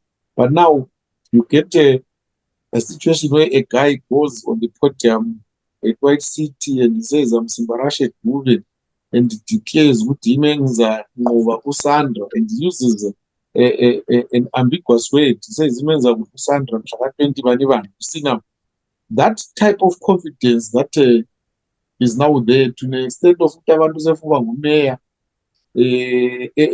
bezivakashi. It says a lot. So we need to really, now that we've agreed, let's move beyond just agreeing and conglomerate. So then into to even right, I find it very difficult really to be attracted to the kind of ZANU PF TPC politics. Ngiyabengizibuza ukuthi ngivele ngizafa akulanto engizayitshintsha phela. Waze kuphuma umnanga gokuchiwe ngakima akulanto etshintshileyo. Waze kuphuma umnanga gokuchamisa kungela owakithi oku-opposition okhethiweyo legitimately ukuthi umelele into zakithi. Kuba nzima for me ukuthi ngithi mina I can trust anybody to represent me in a polarized and very ethnic society njengeZimbabwe. Ufuna ukuthi uzimele, you can't trust anyone to do that for you. Ngiyabonga. Okay, no, siyabonga kakhulu baba moya. Hayi uyibeka icace baba. Baba Ndlovu, ngingazi ukuthi kukhona after usulalele izikhulumi zonke ongabe ufisa ukuthi engage kulokho akukhulumile. Angibonge babunkala nazo zonke izikhulumi.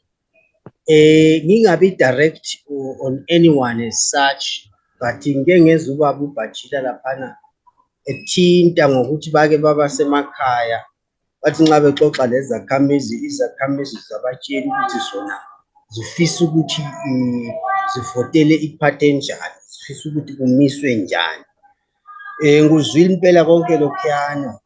Enye yezinto nxa ngilalela ngiyazibuza umbuzo ukuthi have we become a homogeneous or rather a heterogeneous society?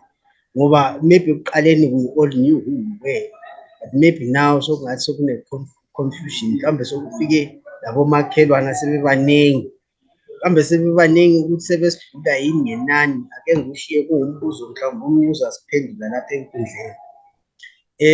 Kodwa ke bengizothini just in response to what Baba Bhajila was saying about what they were told. I know uthe babe kuma bonfire bexoxa and so on.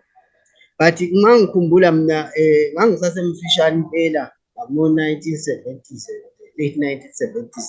Esikakhulu ngesikhathi laphana besalwela independence.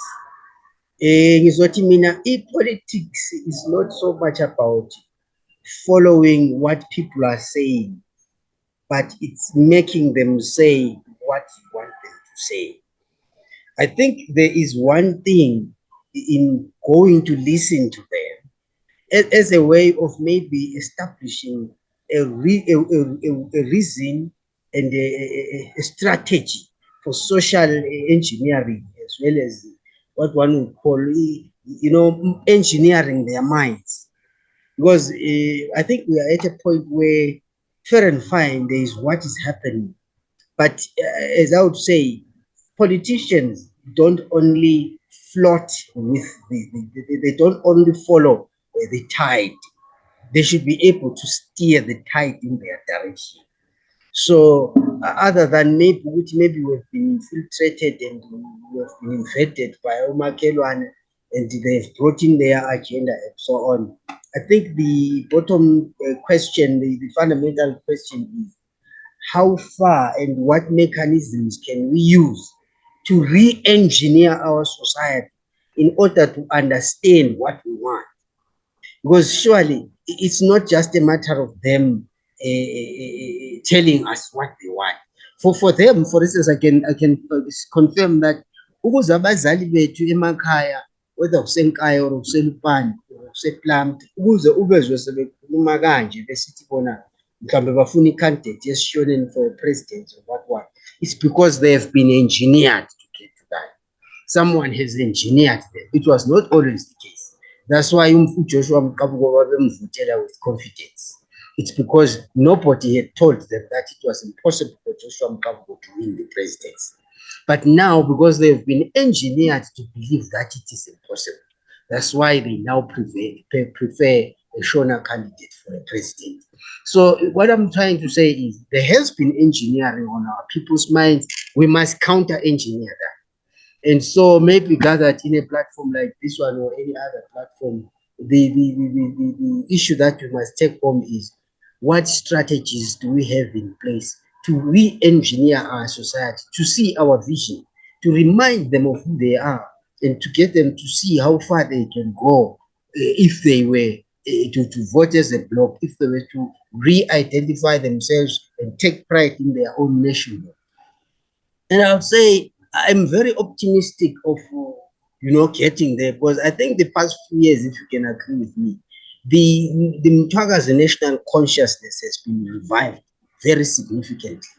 I think if you go, I remember the first time I posted that video of mine on whether we have two nations trapped inside one border. I think at that time, maybe the consciousness was not at the level where it is now.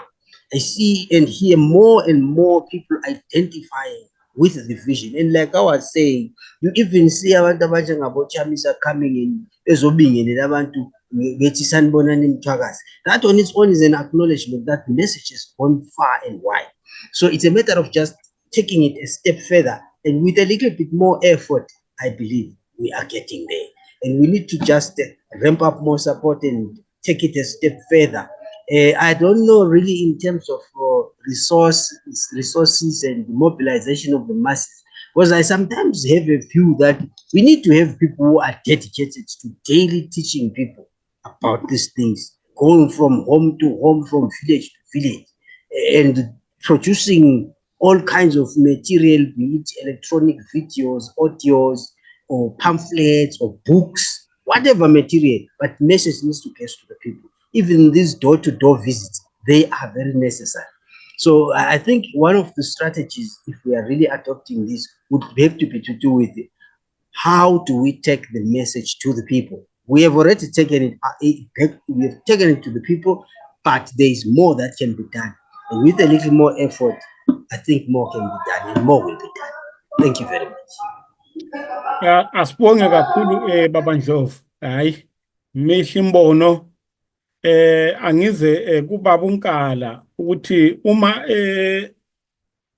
enesifiso soku engage any views ezirezwe lana ngabanye asebekhulumile angangena ba usho othanda ukusho. Mbonge baba uNkala for the opportunity again ukuthi ngengage this question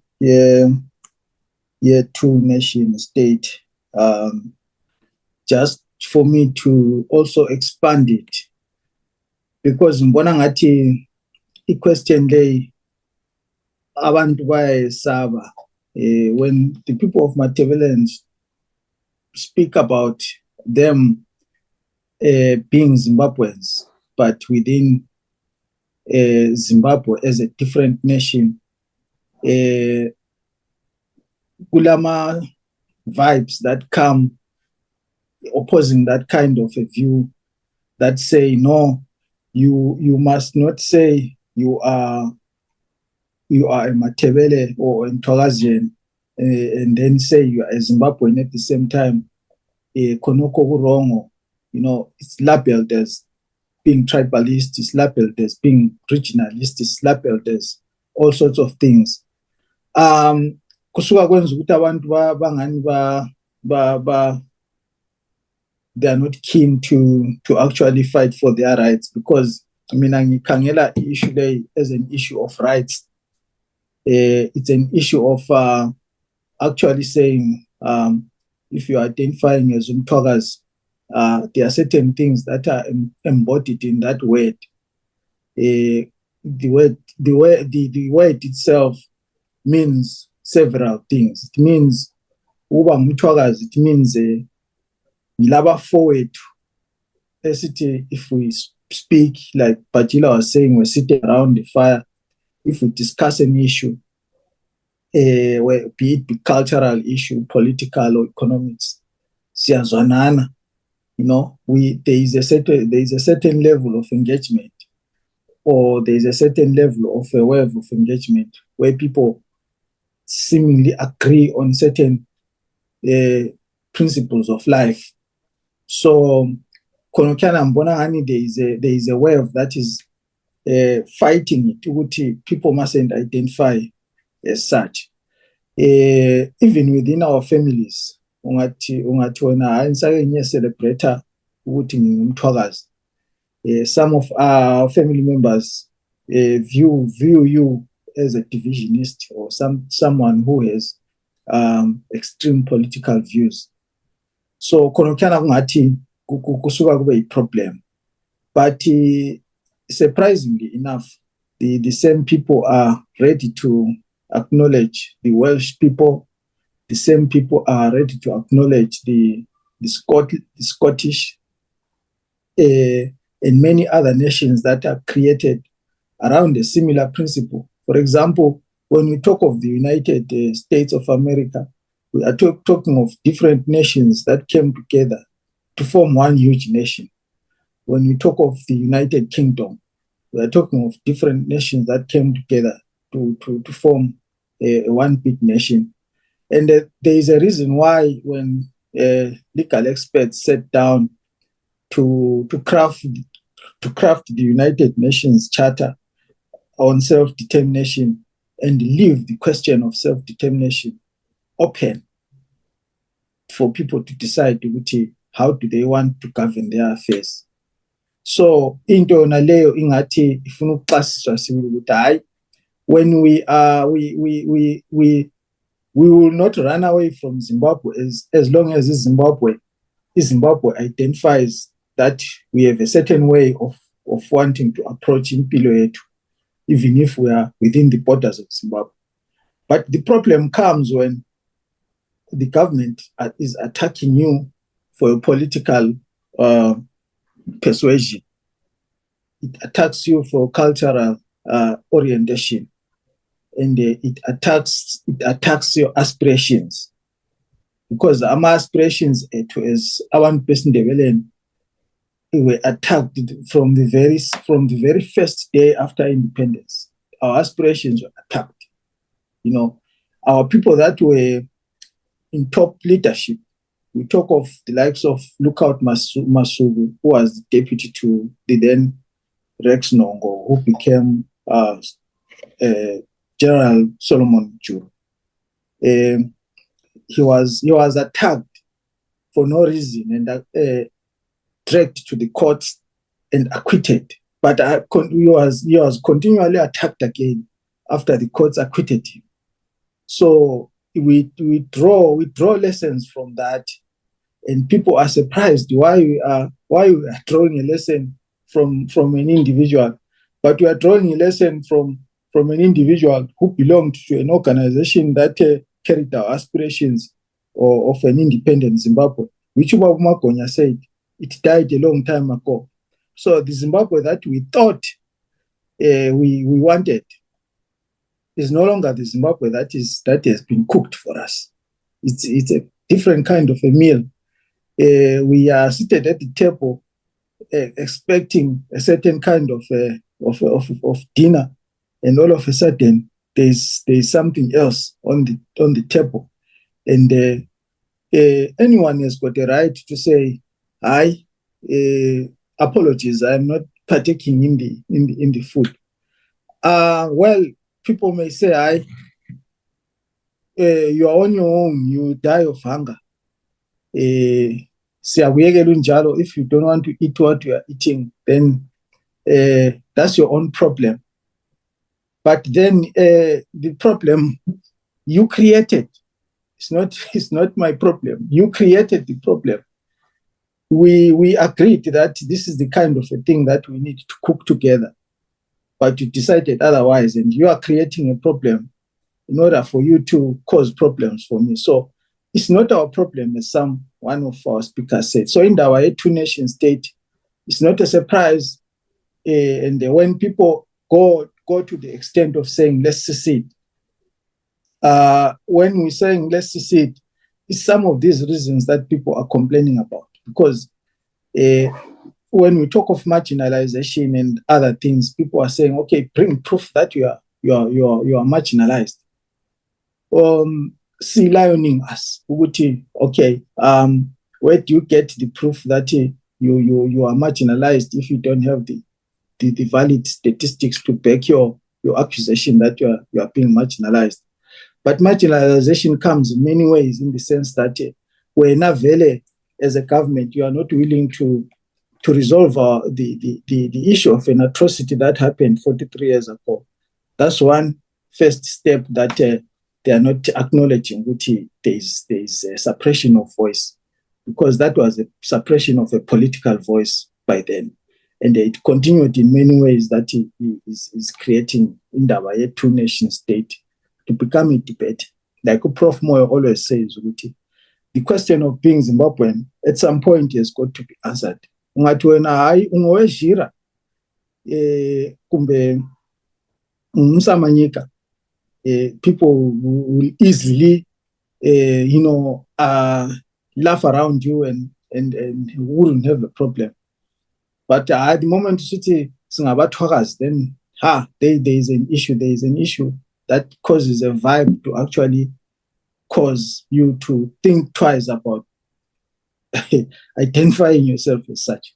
Yabo. Okay. Siyabonga kakhulu. Yikho-ke, what we will do now is to conclude ingxoxo yethu ebesinayo, engicabanga ukuthi bekuyingxoxo enhle kakhulu. Ngizocela ukuthi ngamunye wenu anikeze ama-closing remarks akhe. Ngizoqala ngobaba uBhajile ukuthi enikeze ama-closing remarks akhe engadluli 3 minutes baba. No, ngiyabonga Nkala, ngiyabonga lani bantu bakithi lonke elibekhona lapho ukuthi sixoxisane. I think this is a very good start yokuthi abantu bakithi sixoxisane, sizwanane imbono yethu ngokwehlukana kwayo, ukuthi la nxa singaboni ngasolinye, singakuthathi ukungaboni ngasolinye njengokungazwani, kodwa njengokwakhana sisiya phambili. Mina yikho engikuthetheyo lapho ukuthi lapha siqala uhlelo oluhle, siqala ukuhamba ngodaba lokwakhana, ababona ngasolinye bebonisa abanye, abangaboni ngasolinye besizwa imbono yabanye. Kusiqakathekile khona lokho njengesizwe kamthwakazi ukuthi sikubone kunjalo. Ngithathekiswe yimibuzo emithathu evelileyo laphana kuNkala, ukuthi our people now outnumbered ngabantu bokuza yini emakhaya. Ngumbuzo oqhakathekileyo nalowo okumele ukuthi sizibuze wona kakhulukazi, ngoba siyabona i-urbanization yeza. Nxa i-urbanization isize emakhaya, ama-growth point ethu ekhula esiba ngama-small towns, kutshoni khona lokho. Ngizawukhiya lami unjalo umbuzo nalowo ukuthi asiqhubekeni sicabanga ngawo. Then kube lokuthi what can we do to re-engineer our society? It's a very important question okumele sithone sizibuza ngayo ukuthi sicabangani.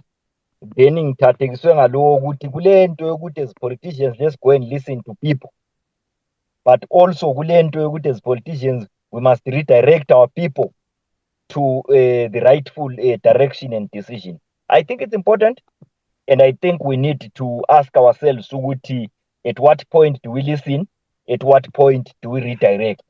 Once we have answers to izinto zena lezo, ngicabanga ukuthi kuzasinceda kakhulu ekwakheni isizwe sakithi.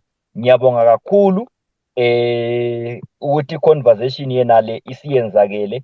Ngiyabona umbuzo ovela kuDonatus Dube lapha, ngizalalela ngilethemba ukuthi abanye Hawu ungavela umphendulo uba kuDuli.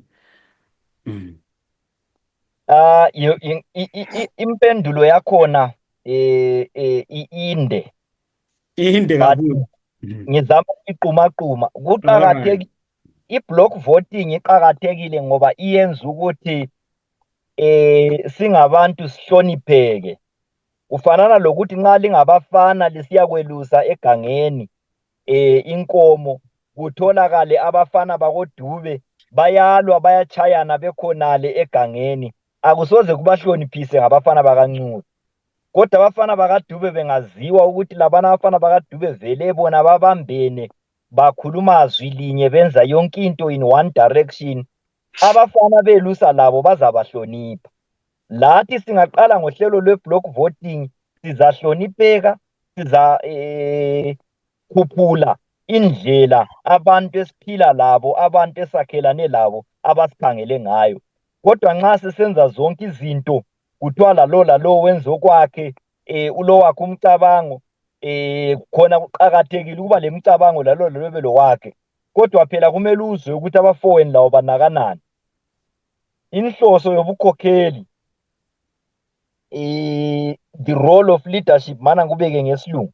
The role of leadership is to collect views from everyone and then establish one uniting view from imbono eminengi. So that is the role we should play sisiyafika ku-block voting. I-block voting iyasiza kakhulu, iyadingakala. Singakhangela ukuthi khathesi eKenya oRuto besiba ngo-vice president, besiba ngo-president, ungakhangela ukuthi bavelela kuma-ethnic groupings angakanani, uza kubona ukuqakatheka kwe-block voting usukhangela khona lapho. Ngingathi ngamafitshane yikho ukubonga kwami ukuthi umhlangano wethu usufike lapha lokuphendula umbuzo okaDube. Ngilethemba ukuthi abanye abafowethu labo abasoze bawuchiye phandle umbuzo kaDube ukwenzela ukuthi athole impendulo eziningi zimchasisele ngokuqakatheka kwe-block voting. Ngiyabonga kakhulu. Hayi, siyabonga kakhulu baba Bhajila, siyabonga kakhulu. Angize kubaba uMoyo naye anikeze ama-closing remarks akhe. Hayi, ngiyabonga Nkala, sorry ngiyapholisa, senze emnyameni azongifaka ipikitsha. Okay, kulungile. Ngixila kule nkulumo engithintileyo ikhulunywe nguNdlovu, I think uDr Ndlovu, ephendula into ekhulunywe nguBhajila ukuthi bake bawotha umlilo lezakhamizi, izakhamizi zathi so. You know what uNdlovu said, ukuthi if you are in leadership at times, wena ngobamba indaba ngole okumele ube le strategy. Asikhaleni indaba yeZANU ifonyo 1963. It was not everyone eMashonaland wahlala phansi wathi asifomeni izandla. Kwakungabantu nje abalutshwane, maybe plus 1 or 2 ongasuka khona innocent Nkala from what we hear. And they took that decision. When they took that decision, it was an unpopular decision over the authentic liberation movement at the time was up. But this guy said no. Babona phambili ukuthi sesingayigwenxa linto sigcine siyithi esiphetheyo ngendlela enje. So ke engikutshoyo ngigxila kokhunye nguDr Ndlovu ukuthi at times as the leadership, as the think tanks, kuba kuhle ukuthi silalela abantu, yes, because at the end of the day abantu bazawuthetha bafuna inkululeko. Wena ngosomele ube le plan ukuthi inkululeko uzayibisa njani. Abantu amasotsha nxa ecabanga ukuya kulwini abuye ezobuza abantu ukuthi sizalwa njani, ayaplana elu. So as the political leadership, we need to get to that level where we sit down ourselves and strategize, go to the people with strategies. If you go to ask them, they can even end up confusing you. Where we are, we can read the situation. I think even from these 2 files who are agreed to strategy, maybe block voting. So kumele sibe le ndlela zokuthi sifika njani kulelo zinga lokuthi wonke umuntu aku-understand khonokho. You go to a political education, wakhala ZANU, they invest so much in the commissariat. Loba besenza into esingavumelani layo, but they're quite effective in what they do. We need to get to that level. Ukuthi esikufunayo siyakulwela, siyakuhambela, siyakukhankasela. Abantu bazibazwisise from village to village. Nxa usitsho ukuthi abantu bangena emabhasikilini, bangena ezinqoleni. Another thing, we must invest in our politics. Nxa sizimisela ukuthi kosikufunayo kuyakhitshwa izimali, i-politics inzima, i-expensive, kunzima ukuthi umuntu oyedwa ayenze, ungananzelela.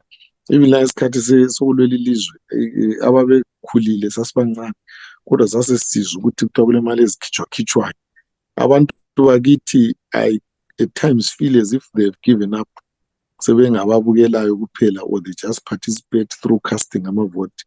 But we need to re-engineer that spirit of self-determinism. Ukuthi umuntu ethi yena vele ngingubani, umuntu wako umoyo kaze akabe kubaba kodwa loba bebaningi kanganani komoyo, ababe ngobaba komoyo khona ngale bengabuyi kodwa.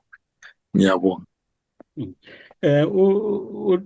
Donatus uthi yena, how does block voting produce power to govern? Baba More, ungamphendula wona lowo mbuzo. Governance, people need to understand that governance does not refer only or exclusively to the government in Harare or in the metropolises. There are governments at every level. RDCs, what we call rural district councils, they are governments. The provincial governments are governments. The city councils, cities, mayor, for instance, they are governments because they collect revenue, balama expenditures, baland. That's why people kambarambe funa ukuthatha phana ngoba babona i-government yona leyani city council. So long we control the local governance at our level, sibekwazi ukuthi eMatobo, eNkayi, these are the policies okhansila laba ngabe-party leyo. At the provincial level, these are the councillors, these are the MPs. And again, governance ubusa does not mean being in charge of power. Even when you're in opposition politics or in government, or parliament is part of government. So at all those levels, we're able to influence government, at least at some level we can. So we start from there, then build from there. Okay. Siyabonga kakhulu. Baba Nkala. Hayi ngibonge abafowethu, ngibonge, ngiyakubingelela mfowethu Bajila. Hayi sikaze sibonane ngobuso. Thank you very much for your presentations. Ngibonge lani babhuda abadala uMagonya lapha lo Ndlovu lo Methusela. Ngiyakubingelela moyo. Thanks so much for your view, especially on indaba ye local government, because ngibona ngathi indaba ehluphayo futhi yona le local government, because local government abantu ungabona abantu bebuza nge-local government besithi why kanti lifuna ukuvota as a block, lingavoti as part of a collective vote.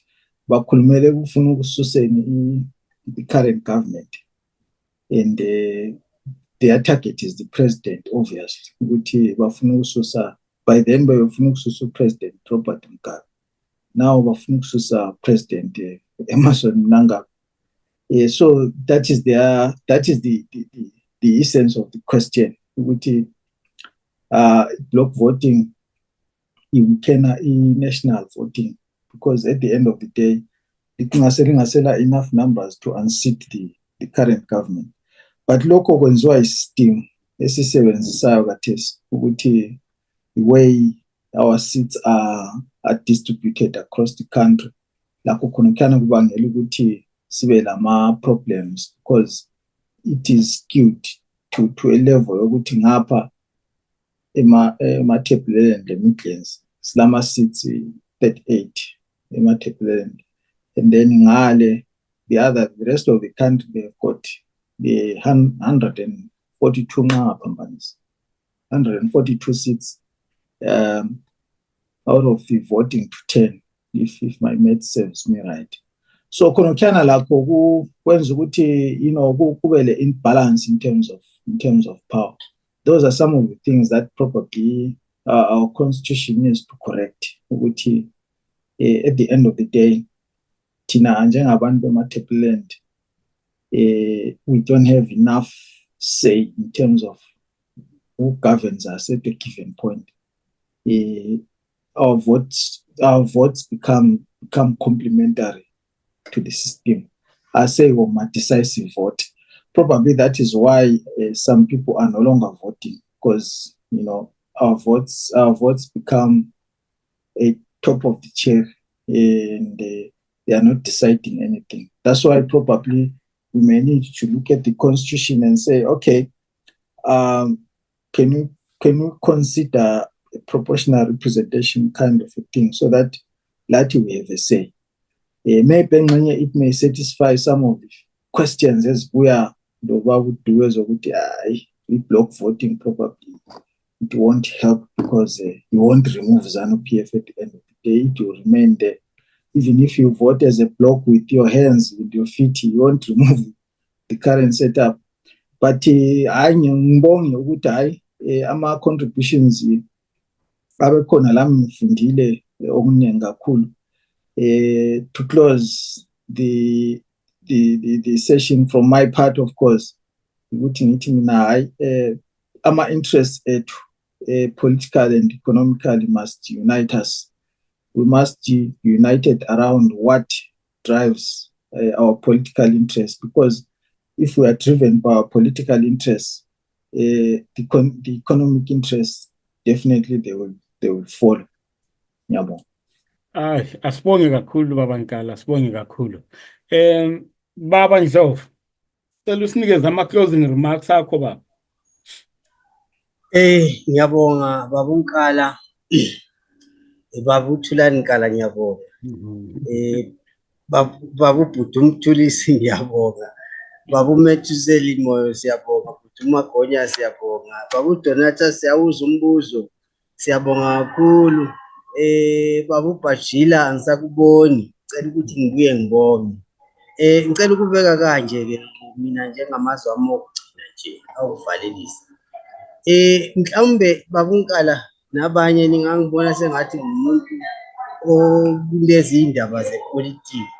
Kahle kahle impilo yami ngobuningi bayo igxile ey'ntweni zamabandla. Kungani ngikukhuluma lokho? You see, there are people who look at things and wonder why the things are the way they are. Then there are people who look at the same things and look for a way to turn them to become what they want them to be. So maybe when you look at things on the ground, some of the questions there was block voting in 1980 and 1985, but that only produced Kukurawundi. How does block voting now guarantee that there will not be another Kukurawundi? Now, contextualizing this question with what I was saying, there is a way of looking at things as they are, and then there is a way of saying, why should these things not change to become what I want them to be? I think the long and the short of it is that since 1980, we've been observers. We've seen the governance coming from Harare. We were hoping that things will change and work in our favor, but it has not happened.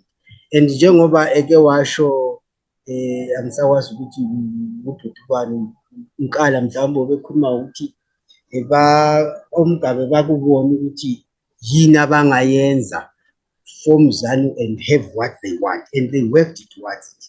So I think we should not be discouraged about the pace of the progress we are making as a region in terms of raising political consciousness and in terms of trying maybe to even instill this idea of block voting so that we can take the levers of power, even at council level, even at village head level. My village head engaba block belonging to our block, then it means we have already got influence there, whether VDP, whether councillor, whether whatever. So that's where it begins. So I think let's begin where we are, and as we continue to move forward, these you know, these ideas will actually cut across our society. Eventually, we'll have more and more people buying in. And as we were talking about social engineering and political engineering, I think that's where we must start. And that's where we must focus. And we'll certainly get there. They say direction is more important than speed. So as long as we are moving in the direction of conscientizing our brothers and sisters and our children about these things, eventually it will dawn on them. It may not dawn in one day, but certainly the dawn will come and things will change and take shape the way we want them to. May God bless you all. Good night. Oh, siyabonga kakhulu baba Ndlovu. Baba Makonya, cela usinikeze ama-closing remarks akho baba. Hayi, ngiyabonga baba Nkala. Ngibonge labafowethu ababekhona namhlanje ukuthi at least ke sizodikida nje ngodaba lolu oluvele luyilona nje olusihluphayo njengesizwe sabethwakazi. Kulo mnumzana lapha okwakhuluma ngesplit sezaphu how ZANU PF came into being. Ngifuna ukuthi ngikhulume ngakho briefly ngibambanise lento eyodwa that I mentioned at the beginning, kuma factors that influence voting patterns. Though we didn't have time to delve deeper into it, it was the issue of media, the importance of media in shaping the voting patterns or in influencing people on how to vote. ZANU PF came into being and was as successful as it became, not because abantu labana bazitshela ukuthi bona they want to break away from ZAPU, come what may, at whatever cost. Those people, funding came to them first. It is funding that came to them, and they were advised to split from ZAPU. So but a very splitter from ZAPU, they were a huge funding backed by America. So that's one thing that we need to consider. The importance of two things, money and media, in shaping the voter patterns zabantu, and imali kakhulu in funding the political agenda that is pursued by the political party. So we need these two as a matter of urgency, as a nation, if we are to move forward and consolidate and go as a bloc. It is my considered view that as the people of Matabeleland, we will not make any headways under the umbrella of any sovereign party, be it ZANU PF or CCC. But we have a slight chance of making progress in a sovereign party that can be, that can have leadership from Matabeleland, a sovereign party that is influenced from Matabeleland and covers the whole nation, but ilitwa ngabantu beMatabeleland. That is the only sovereign party that can bring salvation, not only to the people of Matabeleland, but to both the people of Matabeleland and the Zimbabwe nation. So we need to be clear again on the issue of these two nations. We have Zimbabwe as a nation. We have Zimbabwe as a sovereign. Zimbabwe as a nation is equivalent to Matabeleland or Mtwakazi as a nation. But also, we have the very same name being used for the sovereign identity for both Mtwakazi and Zimbabwe nations. It's just as good as what you have in the Unity Accord, where you had PF ZAPU and ZANU PF coming together to form a political party called the ZANU PF. We have Matabeleland or Mtwakazi and we have Zimbabwe, these two nations coming together to form the sovereign Zimbabwe. So by sovereign identity, we are Zimbabweans, but by national identity, Mtwakazi. So there's need for us to move with speed and try and come together as a people and engage on an agenda that is deliberately designed to reverse the gains of the 1979 document. And by so doing, we need to deliberately claim or reclaim our political space, our cultural space, our social space, our economic space, and otherwise. We need our space as a people. And all we have to do moving forward is that we should move as one, as a block, and we must also accept that silabo abanye abantu beMashonaland in our midst, ngabazukulu, ngabakwenyana, but they identify with us. For as long as they identify with us and they are with us in terms of our aspirations, we must accommodate them. But so we need to move towards the next plebiscite. Siyekuma simbumba, siyekuma simunye. Ukwenzela ukuthi if we get besithola amavoto nama MPs mbangu 40 mbangu 30, but at least sebesikwazi ukuthi iHarare izabuya lama political parties amabili, either of the two parties, for them to govern and govern effectively, they will need to come and negotiate with us. And when we negotiate with them, silama conditions that each party that wants to govern with us must meet before we can go into a coalition with them. And that is where the strength of voting as a bloc will come in. So we are at crossroads. We are in very difficult situation, in a very difficult situation at the moment. And our handicap is primarily on the proliferation of these briefcase political parties that purport to be representing Mtwagazi while they are splitting the vote for the benefit of the Harare administration. And we need to find ways of dealing with these and dealing with them very decisively.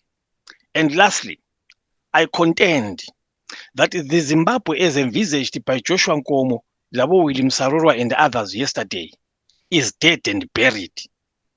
It is dead and buried. It will never be, in light of the current political situation and the indoctrination that has been done to the Zimbabweans, in particular the Zimbabwe nation, from 1980 to date.